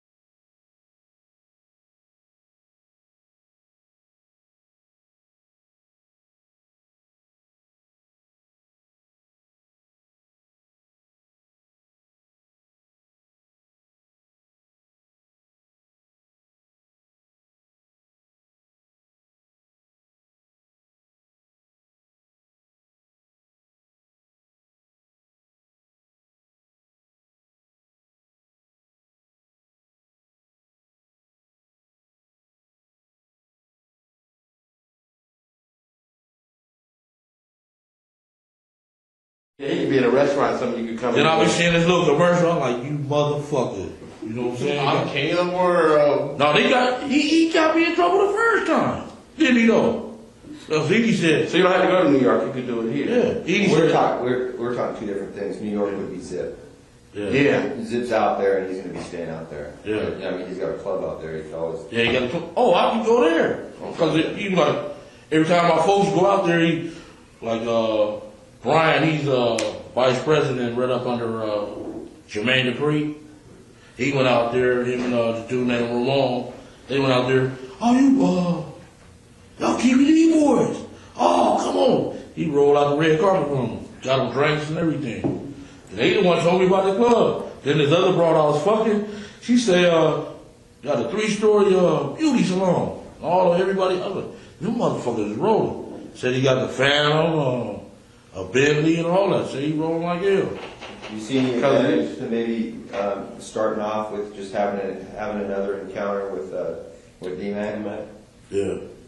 Start off with that, and then D-Mac can put it in Puppy's ear that you kind of. Looking for it. All right, I'll get on it real fast. No, we'll handle that. We'll set that up. Okay. Okay. Because what ends up happening is if you take control of the situation, you start making some progress we're not ready to deal with yet, then Basically, you don't have to do anything. Just take the time. Yeah, it takes time. We'll tell you when you need to be somewhere and make arrangements. All right. And Gotta put it in his ear because he do go get D-Mac every time we come out here. Okay. That's his boy, yeah. Okay. All right. Well, then on to I think that's a wrap for that whole entire event. These are two of the girls that Darren found. Can I ask a question real quick? Yeah. How long is our meeting going to be today? Do we have a time frame? We're out of here in 15 minutes. Oh, okay. Hey, do you know how to get a hold of DMAC right now? You're more than welcome. You can get a hold of DMAC. Stay long if you want. Knows what? Great. yeah, Basketball she wants me to player, I talk buy to you. weed from him every day. All right, that's cool. Tell Tommy go buy some weed from him. The barbershop over on 3rd or Beverly? I've got that DMAC. That's all girl. I've got that. You know her, right? Yeah, I know where it's at. Look at that. She got fat. Yeah, that's the bros. What about this one here? Yeah, you can get the. That's the one that big. was on the phone? How old How is you this get right the here? big one, Okay, are those the two girls that were in the The vibe club. party that night? Yeah. Okay. And what are their names? And go squeeze Right here. DJ Quick by the ball. I'm serious, he get that shit up quick. Answer the question. Yeah. Go boy. Those two girls, you see What's their that? name? What are their names? Michelle and Jewel. Yeah, and those were the two girls that you talked about At the being party. in the vibe party that night and, Yeah. and getting close to Yeah. Puffy and Biggie, All is that right? All that, yeah. It was one to set that shit up. For sure. Now you know that from being there, or you know that from That's after? his Being impression. there, dog. Okay. I'm not telling you, dog. Did you get any other insight on that from anybody else, or you Keffe D? People We told know the you? streets, dog. So you just saying from that alone? He said he watched They was out of them place. there. They shouldn't have been there in the first They place. from Death Row, so Yeah, they he ain't said got when no we seen business them, it there. was odd. Then boom, the fire marshals come. We left Big Pete and what's his name out there, Sporty, outside the club because we didn't have enough passes. So I was going down there checking on them. Don't put that on these notes because No, That was just a sidebar. These are different notes or something. We was down. Fire marshal was down there. The Big Pete and Sporty from Great Street was down there, and I went down there to check on them. Then the fire marshal said they was gonna close the place. Bloods was out there. It was ready, dog. We gonna get into all that another time, man. But that's some stuff we got to touch on too. Yeah. These are pictures in there too. All right, get your freaking flyer tomorrow ready, man. All right. What's that tag? What's wrong? I'm gonna see you sooner or later. So One last thing. See me. Come on. I'm gonna see you sooner or later, man. Somebody gonna come You over here and tell and me. Eddie were Sellies, right? Yeah, we honky. Where were you guys? That was in.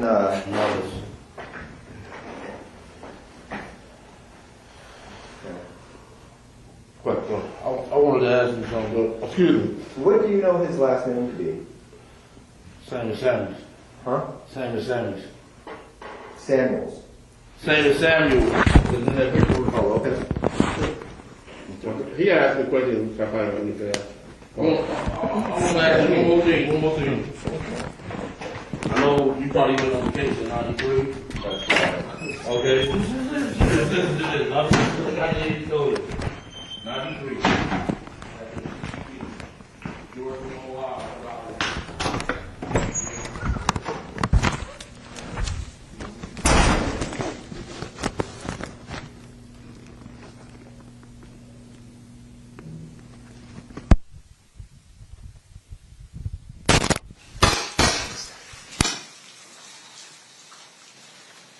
it appears as though Exhibit 117 is now over. Anything else that you wanted to present today, Steve? No, 2009 is not as long, but I think we just give them a break now. Okay, sounds good. At this time, we will recess for the evening. We're coming back at 9 a.m. tomorrow. During this recess, you are admonished not to talk or converse amongst yourselves or with anyone else on any subject connected to the trial, or read, watch, or listen to any report or commentary on the trial of any person connected with this case by any medium of information, including without limitation, newspaper, television, the internet, and radio, or form or express any opinion on any subject connected with the trial until the case is submitted to you. We'll see you back tomorrow. Thanks, guys. Is that for adjourned?